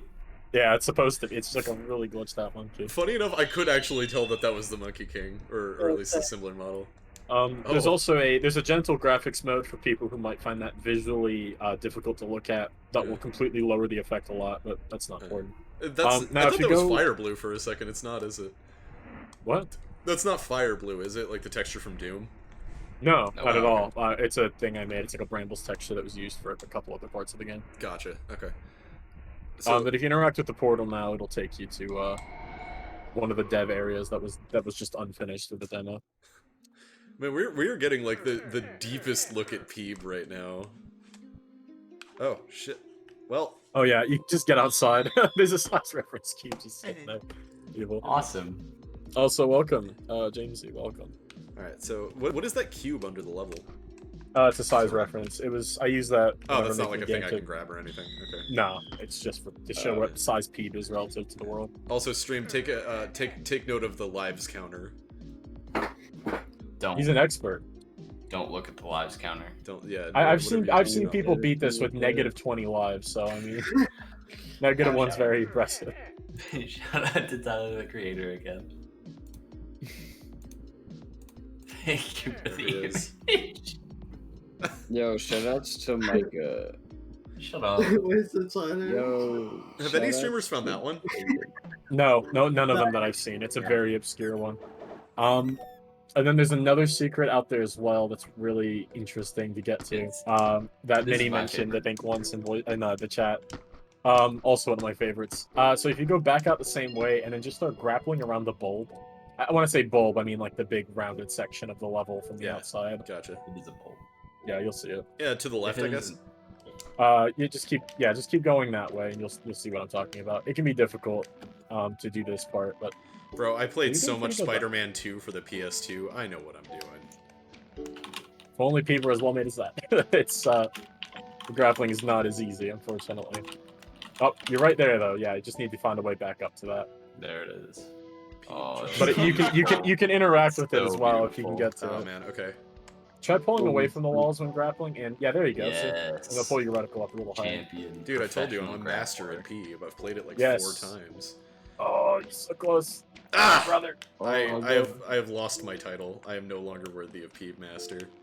Nah. Aiden, you're playing Zangief. Oh my god, there he goes. The madman. There you go.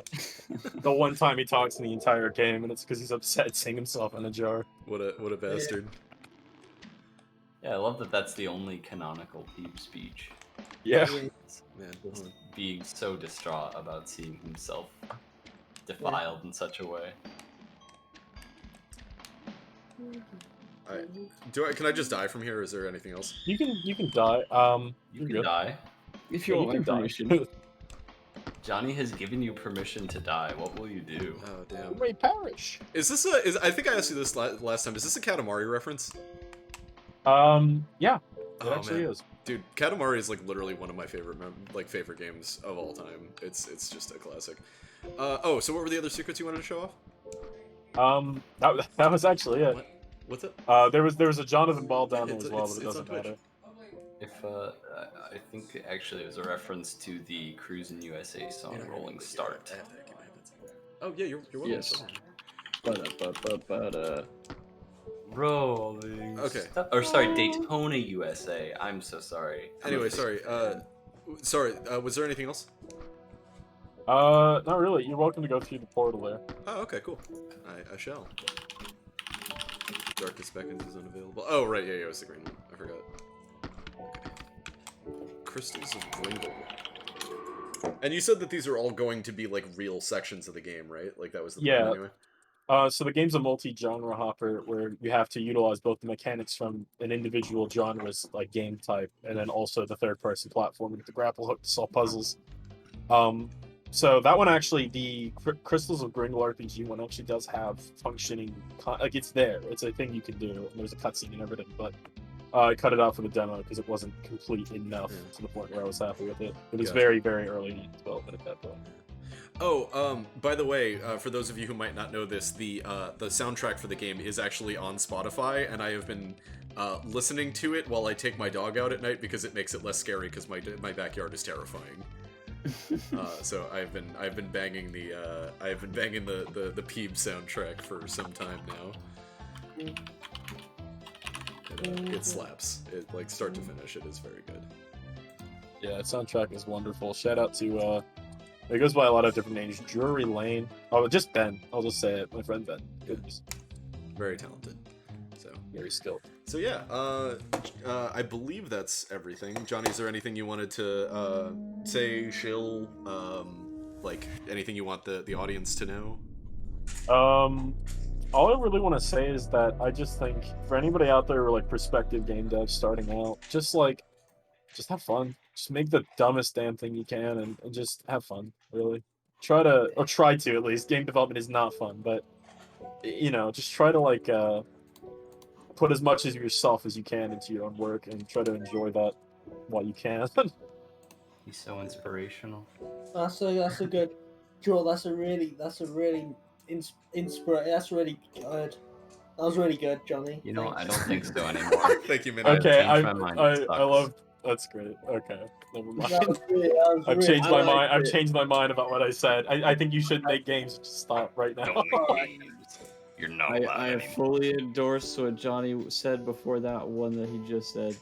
No, I completely agree. I definitely think that it's like, I think people have a really bad tendency to like put themselves in a box when they start out with game development, and it's like the more you kind of just like let your own style show through, and like obviously like learn your coding fundamentals and things like that, but like just start making things. I think that I think it's so important to just like express yourself and just like even if somebody's like, oh, this mechanic's stupid, no other game does it that way, it's like, okay, then what's stopping you? You just did something original.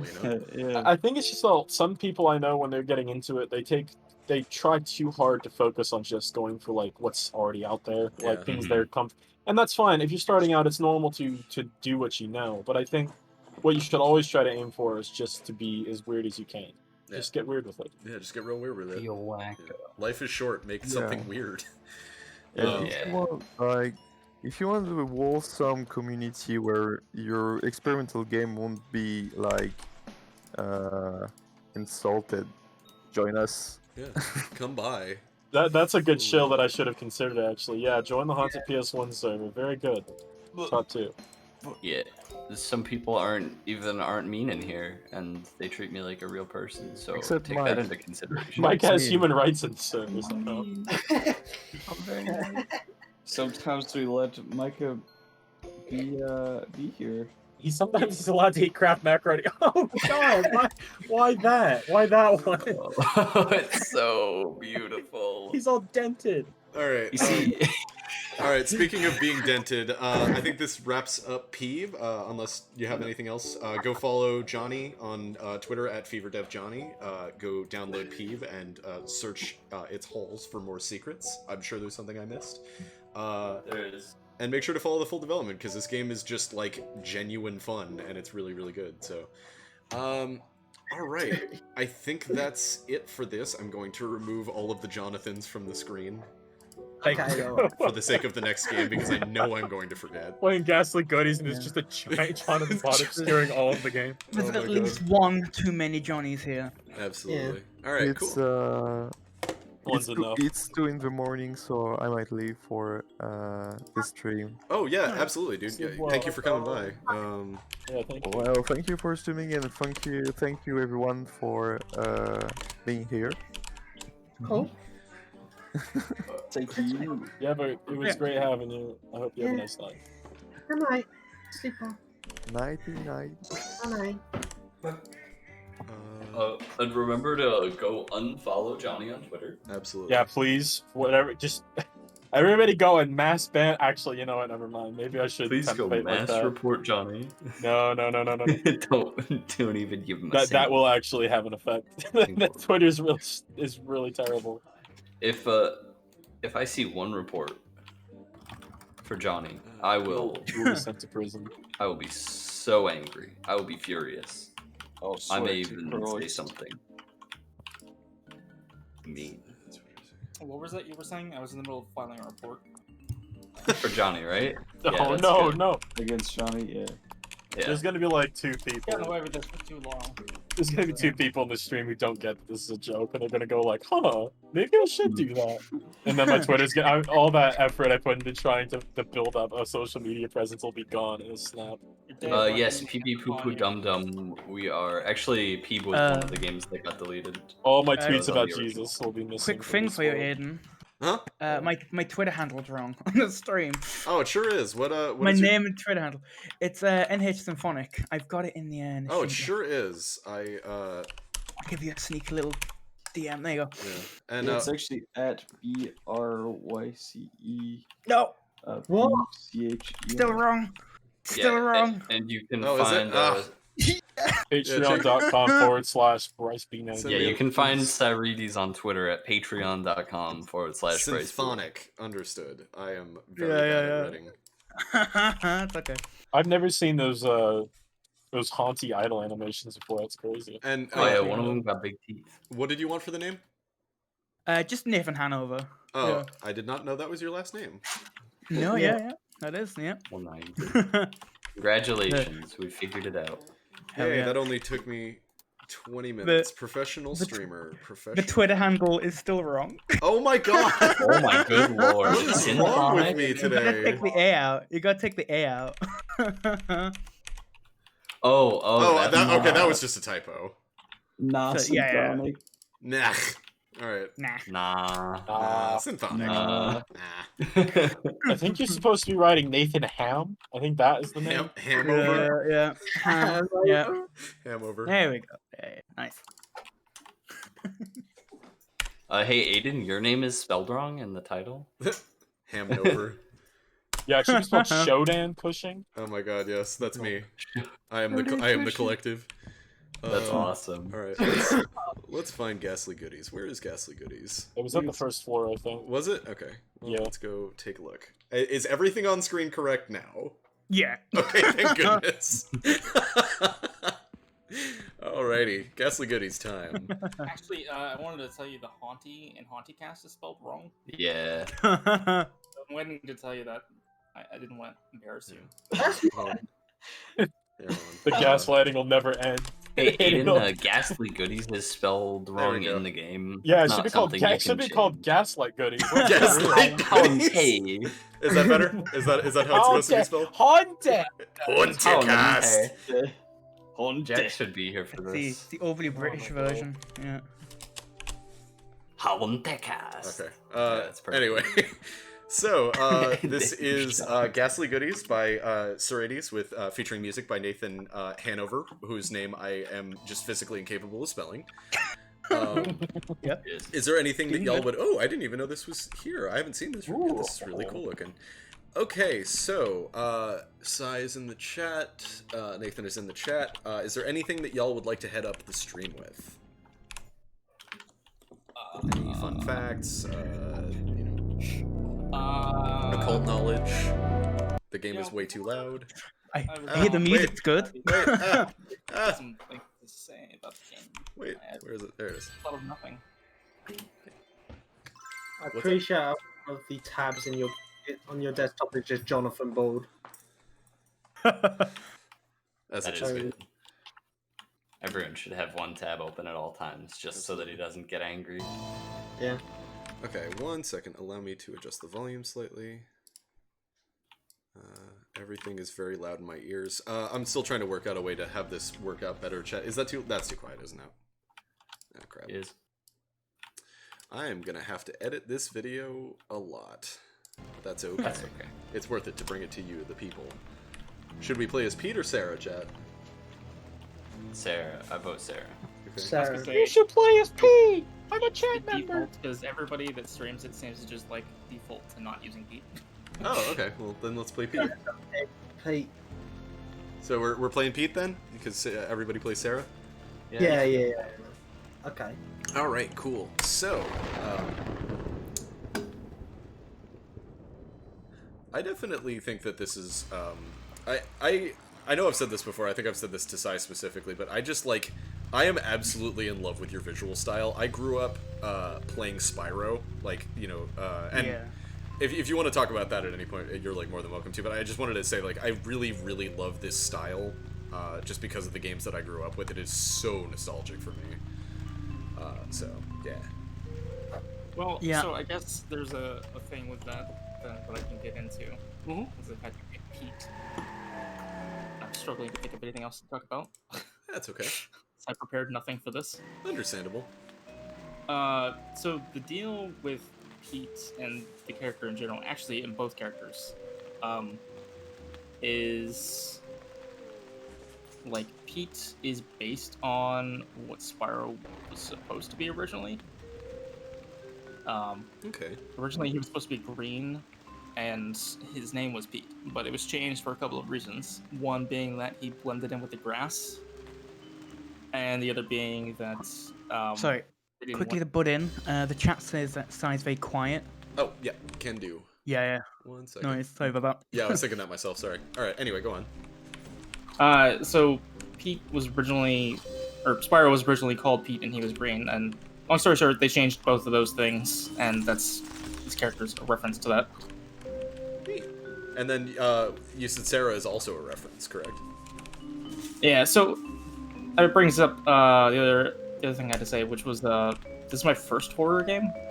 I've never done anything like this before, which is why I tried to just kind of lean hard into a lot of horror tropey things, because I figured on my first go around would not be able to do something super in depth and serious and subvert those things, so I might as well lean hard into them to the point of absurdity. Yeah. Which is the negligent parents and the ridiculous cartoony nature of everything. And I don't know, but because this is got Pete or whatever, my original game before this that I'm still working on, Zara Miss Wagon, was actually a Spyro fan game until I got a cease and desist. So Sarah is just a reference to my own character Zara from that game. So they're both technically Spyro references, sort of. Yeah, but to be fair, the fact that you were able to create something that was worth a cease and desist is honestly kind of an achievement. I think that's super cool. Yeah, true. Right. The art style's so on point. I remember when I first got the DM from Sai asking me to work on the game. No. Seeing the pictures, I couldn't really say no. I grew up with playing Spyro on the early PS1 games. So to see something like this, it was really cool. Oh, Aiden, please. Yeah, no, I know. I'm the dumbest. I know the second one is the middle rock. I was wrong. You do know there's a hint for this, right? No, I do remember the hint for this. I have not slept in several days. So, actually, that brings up an interesting comment from PP Poo Poo Dum Dum, who asks if these rocks are a reference to the solution to the puzzle. And the answer is... yes. Yes, they are. And I read them knowing that and said, hey, this is the right solution to the puzzle, right? And then I was wrong because I immediately misremembered all of them. I think that there's definitely something interesting to the way that you kind of telegraph the puzzles in this game. Because I remember like when I was helping you playtest this, that I had glossed over something that was super important, just thinking that it wasn't. And it was like I was like, oh, you know, once I figured it out, I was like, oh my god, I'm so stupid. And I can tell you right now that I'm gonna try and have to, like, I'm gonna have to keep an eye out for that, because I've already forgotten the answer to the puzzle. But I'll keep an eye out for it. But it's really interesting because it's like, you know, the puzzles are like telegraphed in such a way that it makes perfect sense in context if you're looking for it. But then it's like, you know, oh, I hit the wrong button. I've also been streaming for 4 hours, so my brain's a little bit garbage right now. Yeah, it's all good. Alright, Groundskeeper's note. Accidentally buried the bolt cutters instead of who owned them. Hope you didn't need them. So we're looking for somebody who would have bolt cutters. That would not be that guy, probably. I love the names on the gravestones. The little puns are so funny. Yeah, this game is full of like little bits of personality, and I think it really adds to the aesthetic. The writing originally was just like, because again, I had never done anything like this, and I didn't really have any plans for it starting off, other than just trying to do something horror. So I initially just put in like just really basic text prompts for things like that, and then as the game progressed, oh crap, it's coming, it's coming. As the game progressed, though, I like got more. I noticed the writing started to get more sarcastic and just more me. So I started to go back and rewrite the rest of the dialogue. Yeah. The monster design is really good. I love how the music changes. When I designed the dynamic music in this, it was really exciting to do. Yeah. Like this track has like the Watcher sting, which you'll hear in a moment.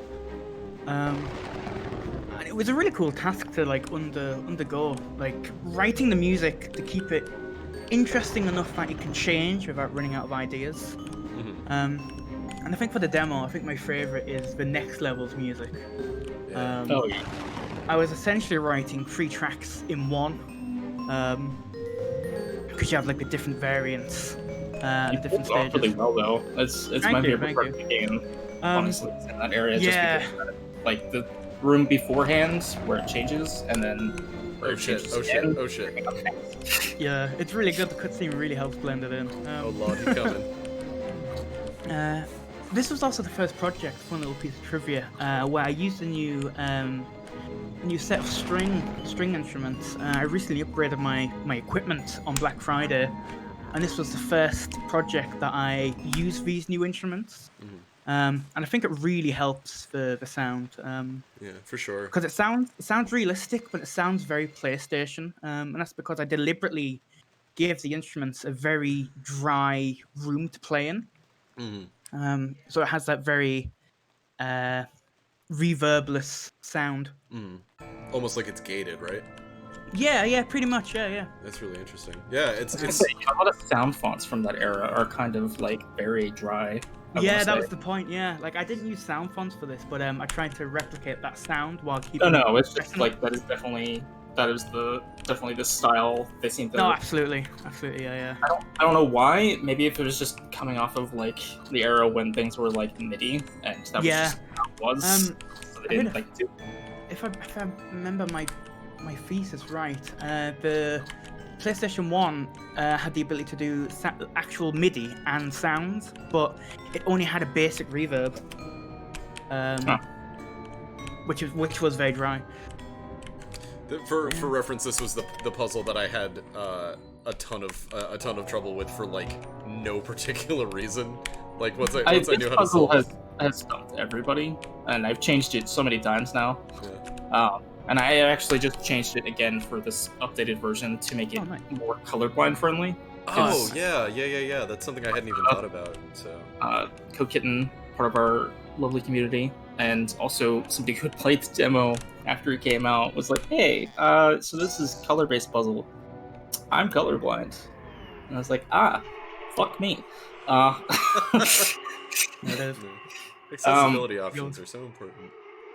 Yeah, I didn't know what to do, like how to solve it, or attempt to even solve it, unless I brought it up, and then when I was reminded of it again, when somebody else commented after it came out, I was like, fuck.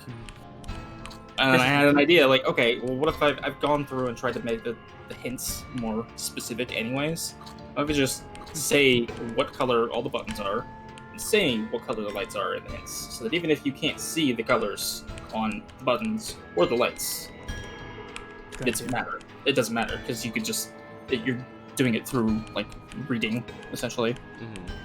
Yeah, even just having the objective, like, the facts that you need to, like, solve the puzzle laid out in front of you is definitely helpful in terms of conveyance, too, for, like, the puzzle itself. Yeah, that's the other thing, too. I think it made it easier that it specifically points out the color of the light just in general, trying to figure out this puzzle. I think that was something we came up with while I was playtesting it, if I remember correctly, because I remember specifically being like, oh, these lights are important, but I can't, like, I didn't know why. I thought it was, whoa! Spooky. Should get eaten. Oh, do you want me to get eaten? I can get eaten. Yeah, it's my favorite part of, it's a great room. Yeah, I was gonna say that I definitely got Oh. Whoa. Fun little bit of trivia for the basement level. Originally, I was going to put a little Easter egg in the music. I was going to have a picture of one of the ghost in a like a little sound clip. To which, if you played the music through a spectrogram, you'd see the ghost in the actual audio. Oh, that's so cool! I like that a lot. It was too on the nose. It sounded like a chainsaw. So it's like, it sounds like a chainsaw. It's kind of interesting, to be fair. yeah. I also a person who listens to harsh noise music, so I definitely am not the best judge of character when it comes to that kind of thing. Yeah. In terms of like hiding stuff in like stuff like that, it's really difficult to pull off unless you do electronic music, because hiding like images in audio makes it sound like actual shit, because it does, yeah. Too much noise, there's too much data for the sound. Which can work in electronic music, but then when you have something like this, it's like it's completely out of left field, and it's maybe later on in the game. Oh, spookums! So that was the end of the demo, but it's any chance I could show one thing, Aiden? I sent you a DM with it. Yes. A lot of players, when I've seen them play it, they don't get to the ending section of the basement music. And my favorite track in the demo is the chase version of the basement. It has this really nice like climax. I sent you the WAV via DMs. I'm wondering if you could actually play it through for the stream. Yeah, absolutely. Hold on, let me turn off the Ghastly Goodies sound so that y'all can hear that real quick. While you get that set up, I want to quickly let the viewers know that the Ghastly Goodies demo soundtrack releases tomorrow. There's YouTube links all prepared. It's exclusively on my Bandcamp until the game releases. That's cool. And obviously, when the game releases, I'll remove it and release the full soundtrack. But the incentive to buy the demo soundtrack is all buyers get a 50% discount code for when the actual full soundtrack releases. Oh, that's cool. Okay. Just gonna have a lot more tracks on it. Oh yeah, absolutely, yeah. I'll quickly get the link. Yeah, do you have the link? Yeah, grab the links and we'll drop it in chat. And while you get that link, I'll give them I'll give our audience a nice sampling of what is to come. So let me know if you can hear this. If not, this is going to be a long silence. So chat, please do tell me if please do tell me if you can hear this. Check as well. All right, here we go. It's gonna be silence for y'all. You'll probably only be able to hear it on the stream. But yeah, let's give this a shot.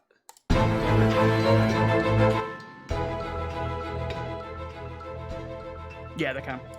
Okay, cool.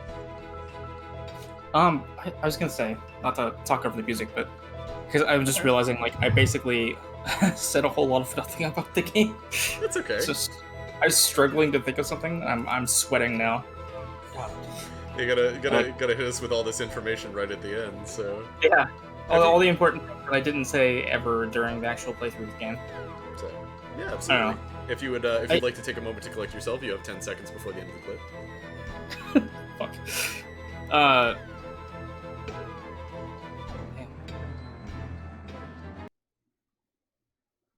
But yeah, so there's a lot of things with this that was just fun to try out, being that it was my first horror game. Because I come from doing very cute 3D platformer collectathon type shit, which you could see a lot of in this. But I don't know. It was just an experience to do something different like this, and was very much inspired by the people around me in the Haunted PS1 community.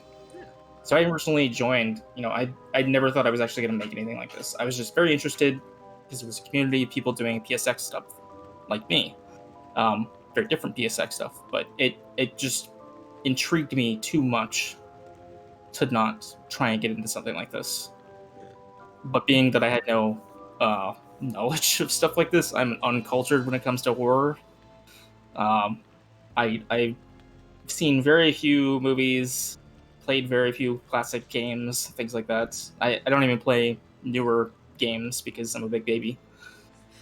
So this was a fun experiment so far, and I don't know, the idea is just sort of pouring in once I had gotten on, like, board with just the first little bit of it. I don't know what I'm trying to say.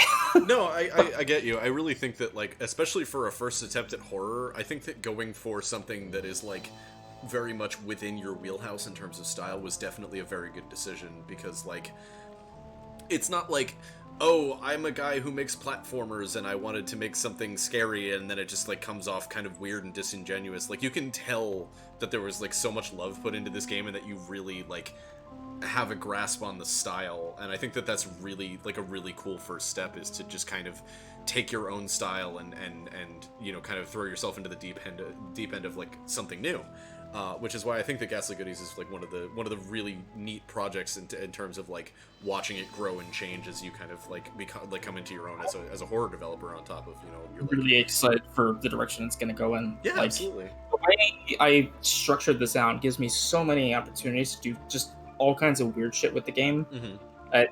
Putting it under like this sort of cutesier look too also gives me some added benefits. One being that as the game progresses, it's going to get creepier and weirder, and it'll also be nice because it'll go alongside me learning horror developments. Like, the further into it I go, and it kind of disarms a lot of people. Yeah.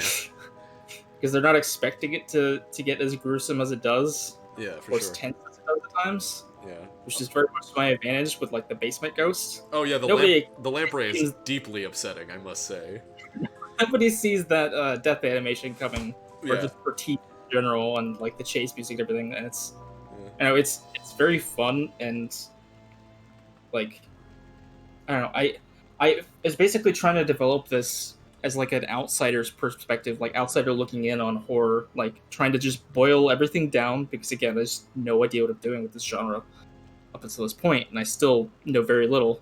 I just tried to like, and this almost sounds cynical, like try to boil horror games down into their most generic aspects and the most like reproducible sort of things to try and come up with an idea for this. Yeah. I noticed there's a lot of things with like, especially in classic games, there's like, there's generally like a solitary, like singular main location that they use and get a lot of like use out of. So that's what led me to pick, okay, haunted house, because again, I was trying to lead hard into the most generic, cartoony sort of horror tropey things, and nothing fits better with this kind of like cartoony vibe than a haunted house on Halloween. Yeah, no, and I think that that's really cool.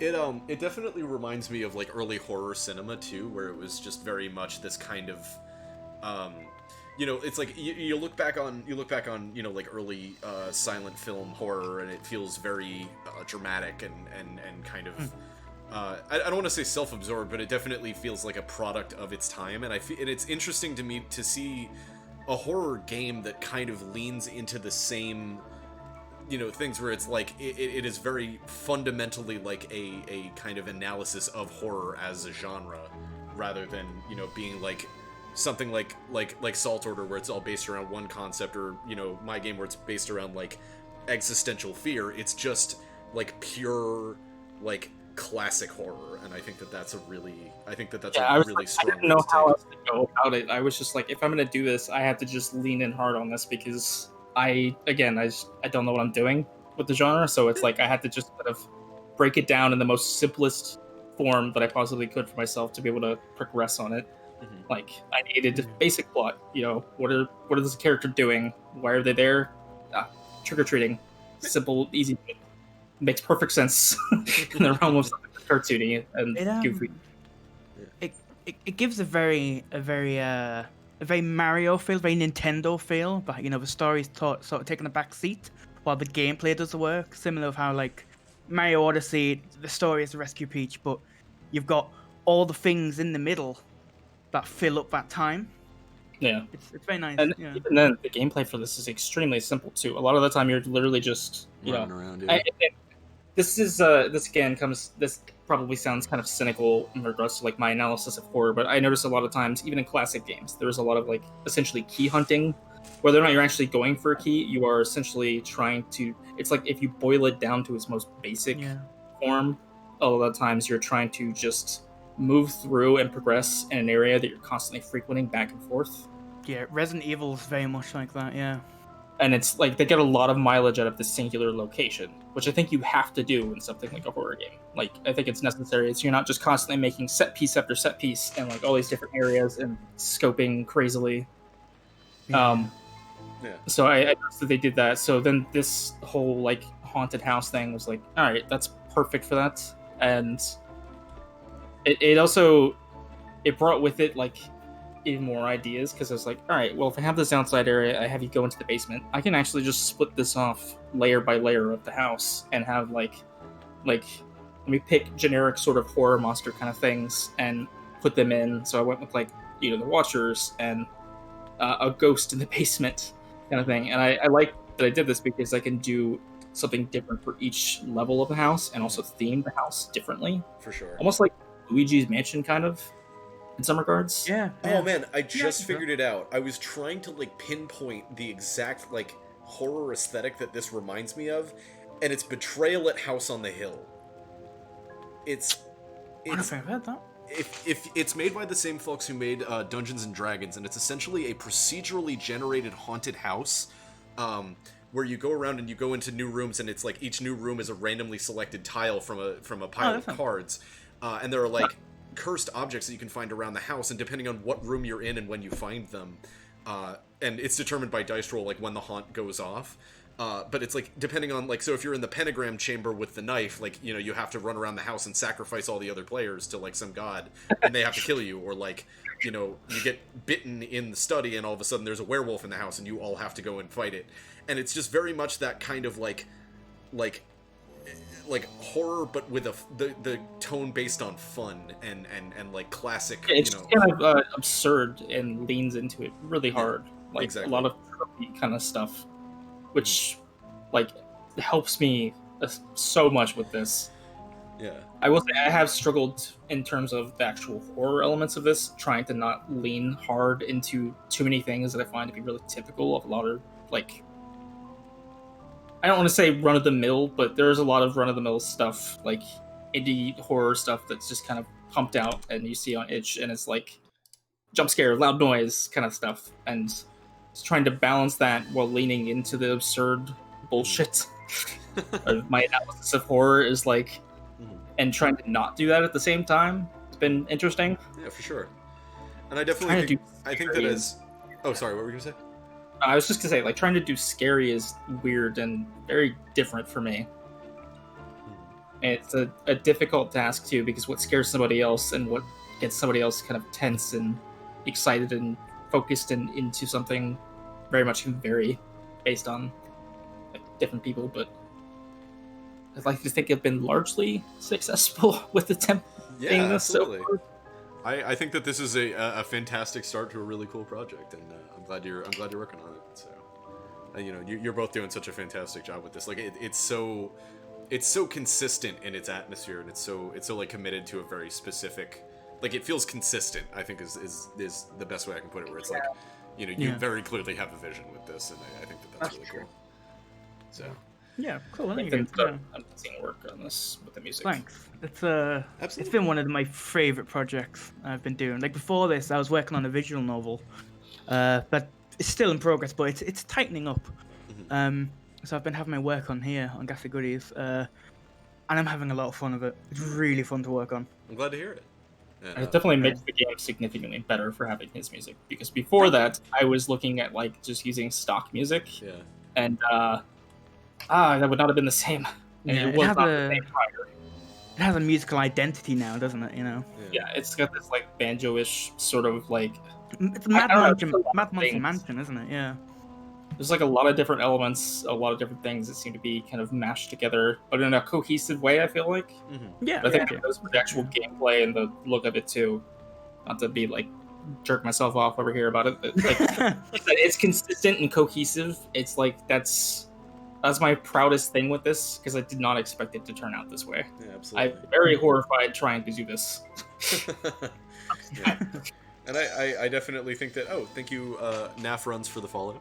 And yeah, I honestly, like, I'm very excited to see where you go with this. And I once you're finished with it or farther along, I'd love to bring you back on HAUNTYCAST to like play through it and kind of get your thoughts, because I think that it's a really interesting project to like kind of watch you grow and develop as a horror developer. So yeah. I'm sorry if I've been rambling on about this. No, you're good. This is what we're here for. It's developer commentary. I love it. I did see a couple questions though regarding the candy collection that I wanted to answer if you don't mind. Absolutely. PP Poo Poo Dum Dum asked about the rewards and percentages for candy collection, and one of the things I was actually I was struggling to figure out like how would handle that aspect to make the candy important, because you don't usually have like, again, this is just something I brought over from like working on a Spyro fan game and then what it became, Zera. Like bringing over the collectathon aspect into a horror game is weird. It's a weird combo, and so I struggled for a while to try and figure out like what the best way to handle those was to make them important. And I think they had asked a bit ago, like if you could potentially get soft locked after that first chase. Yeah, I was actually wondering about that myself. So the way it's laid out, I've not seen anybody do it. It technically could be possible, but you would have to go out of your way to avoid the candy on the way there. And it seems irresistible to everybody, and some of them you literally can't miss because they're in your path. But that is definitely a thing that I've thought of. And so one of the things with the candy progression is originally it was going to be that you needed to, get a certain amount to pay to go to the next level at the end of each one. And that's kind of what's in the demo now at the end of the first part, with the pumpkin outside. But that has its problems like this, where like if I block you off from an area you've been to and you didn't get all the candy, you might just be completely fucked. And so with that in mind, I think the actual plan for this in the future is to rework, I guess not the candy itself or the collecting of it, it's more so just what it's used for. It won't be used to necessarily unlock things. I think it'll just progress naturally through the game. But it'll be used to save as like a limited resource that you actually collect and then eat to like spend on making a save. Neat. Okay. Yeah. And I think that that's definitely a really interesting way to kind of take like, collectibles and make them a little bit more. It's like having like limited film or limited ribbons or whatever in like a Resi game, where it's just it adds that little extra bit of tension. I think that that's going to be super effective. So. Yeah, and because I was thinking too, like one of the things with this, like trying to balance like the puzzles. God, I can't speak. The puzzles and like the scares and also like the deaths and how punishing things are. Mm-hmm. It's tricky when with the current implementation of everything. It's like there's no like saving your progress. I kind of just reset you back. which makes it very easy for a lot of people to just trial and error brute force puzzles, which is going to get more punished later on. This is all I'll say on that. Yeah, and I think that studying the way that people play the game in order to kind of subvert their expectations, especially with puzzles and things like that, could be really interesting in terms of mechanics. So, yeah, I am very, very excited to see where this goes. Okay, so we are verging on 4 hours. Holy crap. So yeah, closing remarks, anything? I just wanted to, I kind of have to wrap this up because I'm starting to lose feeling in my fingers, but is there anything that you guys wanted to, say in closing or anything like that? I love you. I love you more. What I would say is follow every single person and give them money if they have a Patreon. Give them money or buy their games. They need money. Give everyone money. Give Bryce money. Don't give me Aiden money. Yes, Simone, do you want to say something? Give Simone money. Hey, for the museum music and also for Bryce's other games. I'm cooking. I don't. Simone's cooking, everybody. Please give her Thank money you. on her Bandcamp. Here, I like the Bandcamp. Baby. She makes great food. She made me mac and cheese earlier. It was really good. Subscribe to Simone's Patreon unicorn for mac and cheese. Don't forget to follow Tyler the Creator on Twitter. I heard he's pretty close to 420 followers. Damn, yeah, he deserves. Or sorry, he's close to 8.7 million followers. We did it. We did it, folks. We unlocked the super special thing. Yo, I wonder what that funky thing is. I wonder what that could possibly be. Yeah, that's we'll have to find out some other time. All right, cool. Well, thing. All right. So before we go, I just wanted to let y'all know that this was a ton of fun, and I'm very glad that y'all have all stuck around for the whole stream. It was really, really amazing to have everybody on the stream. I kind of just started doing this out of nowhere. I just was like, hey, let's do this, and everybody was like, yeah, this is awesome. And this went better than I ever possibly could have expected. So I just wanted to say that I fully plan to have everybody who is interested in having their game covered on the HAUNTYCAST on from the demo disc. And then once we are done with the demo disc, if this continues to go as well as it's been going, I would love to make this a weekly thing. Zeville, because you asked it, it is going to be switching back to Saturday. I was in Corpus Christi for the day yesterday, so I was unable to stream. But next Sunday is actually my birthday, so yes, I will be doing Saturday. It's consistently going to be Saturday at. Actually, I'm going to put this up on the screen. Let's do that. Actually, one thing I'm going to check is I'm going to ask Brogan to see if I can get access to the H1 account so I could just do some page designing stuff, because it'd be cool to get a schedule on the actual page. Yeah, absolutely. We're kind of just flying blind with the whole Twitch thing, but it's been really enjoyable so far, so we're just like, why not? Yeah, we had a very successful first HAUNTYCAST today. Yeah. This was definitely the first one, and we didn't do another one that got deleted by accident or anything like that. Yeah. This was the only one. That never happened. And it was good. We had no growing pains whatsoever. It is so strange that you would say that about something that never happened. Yeah, I know. I'm not sure why. Okay. And we can raid. There's a couple people playing the disc right now. Is sometimes a Tom playing it? We should raid that guy. No. He was earlier. Yeah, not right now. I got someone lined up that we can raid. Yeah, we can absolutely raid somebody if y'all are wanting to raid. So Pee Poo Poo Dum Dum, I would kill to get Trevor on this show. I would absolutely love that. There are a lot of games that I would like to bring on the show. I was talking to Brogan about co-hosting the stream with some people that she's a little bit more familiar with and stuff like that. But yeah, I would definitely say follow me on Twitter if you're interested in future updates and things like that, because I tend to post there a little bit before the Haunted PS1 Twitter posts about it. And I'm also working on a couple of cool games right now, so if anybody wants progress updates, that's where to get them.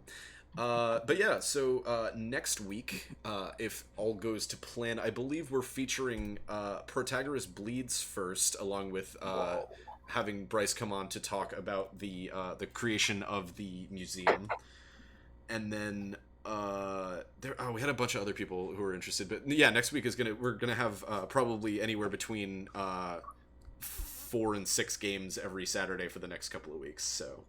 I'm really excited about this, and thank you all for coming out. And I believe we're going to go raid someone now. Yeah, Mike, I was gonna say, there's only one person playing the game now. Well, we're gonna go raid that person, so everybody stick around. Heck yes, let's go. Let's go, everybody go raid.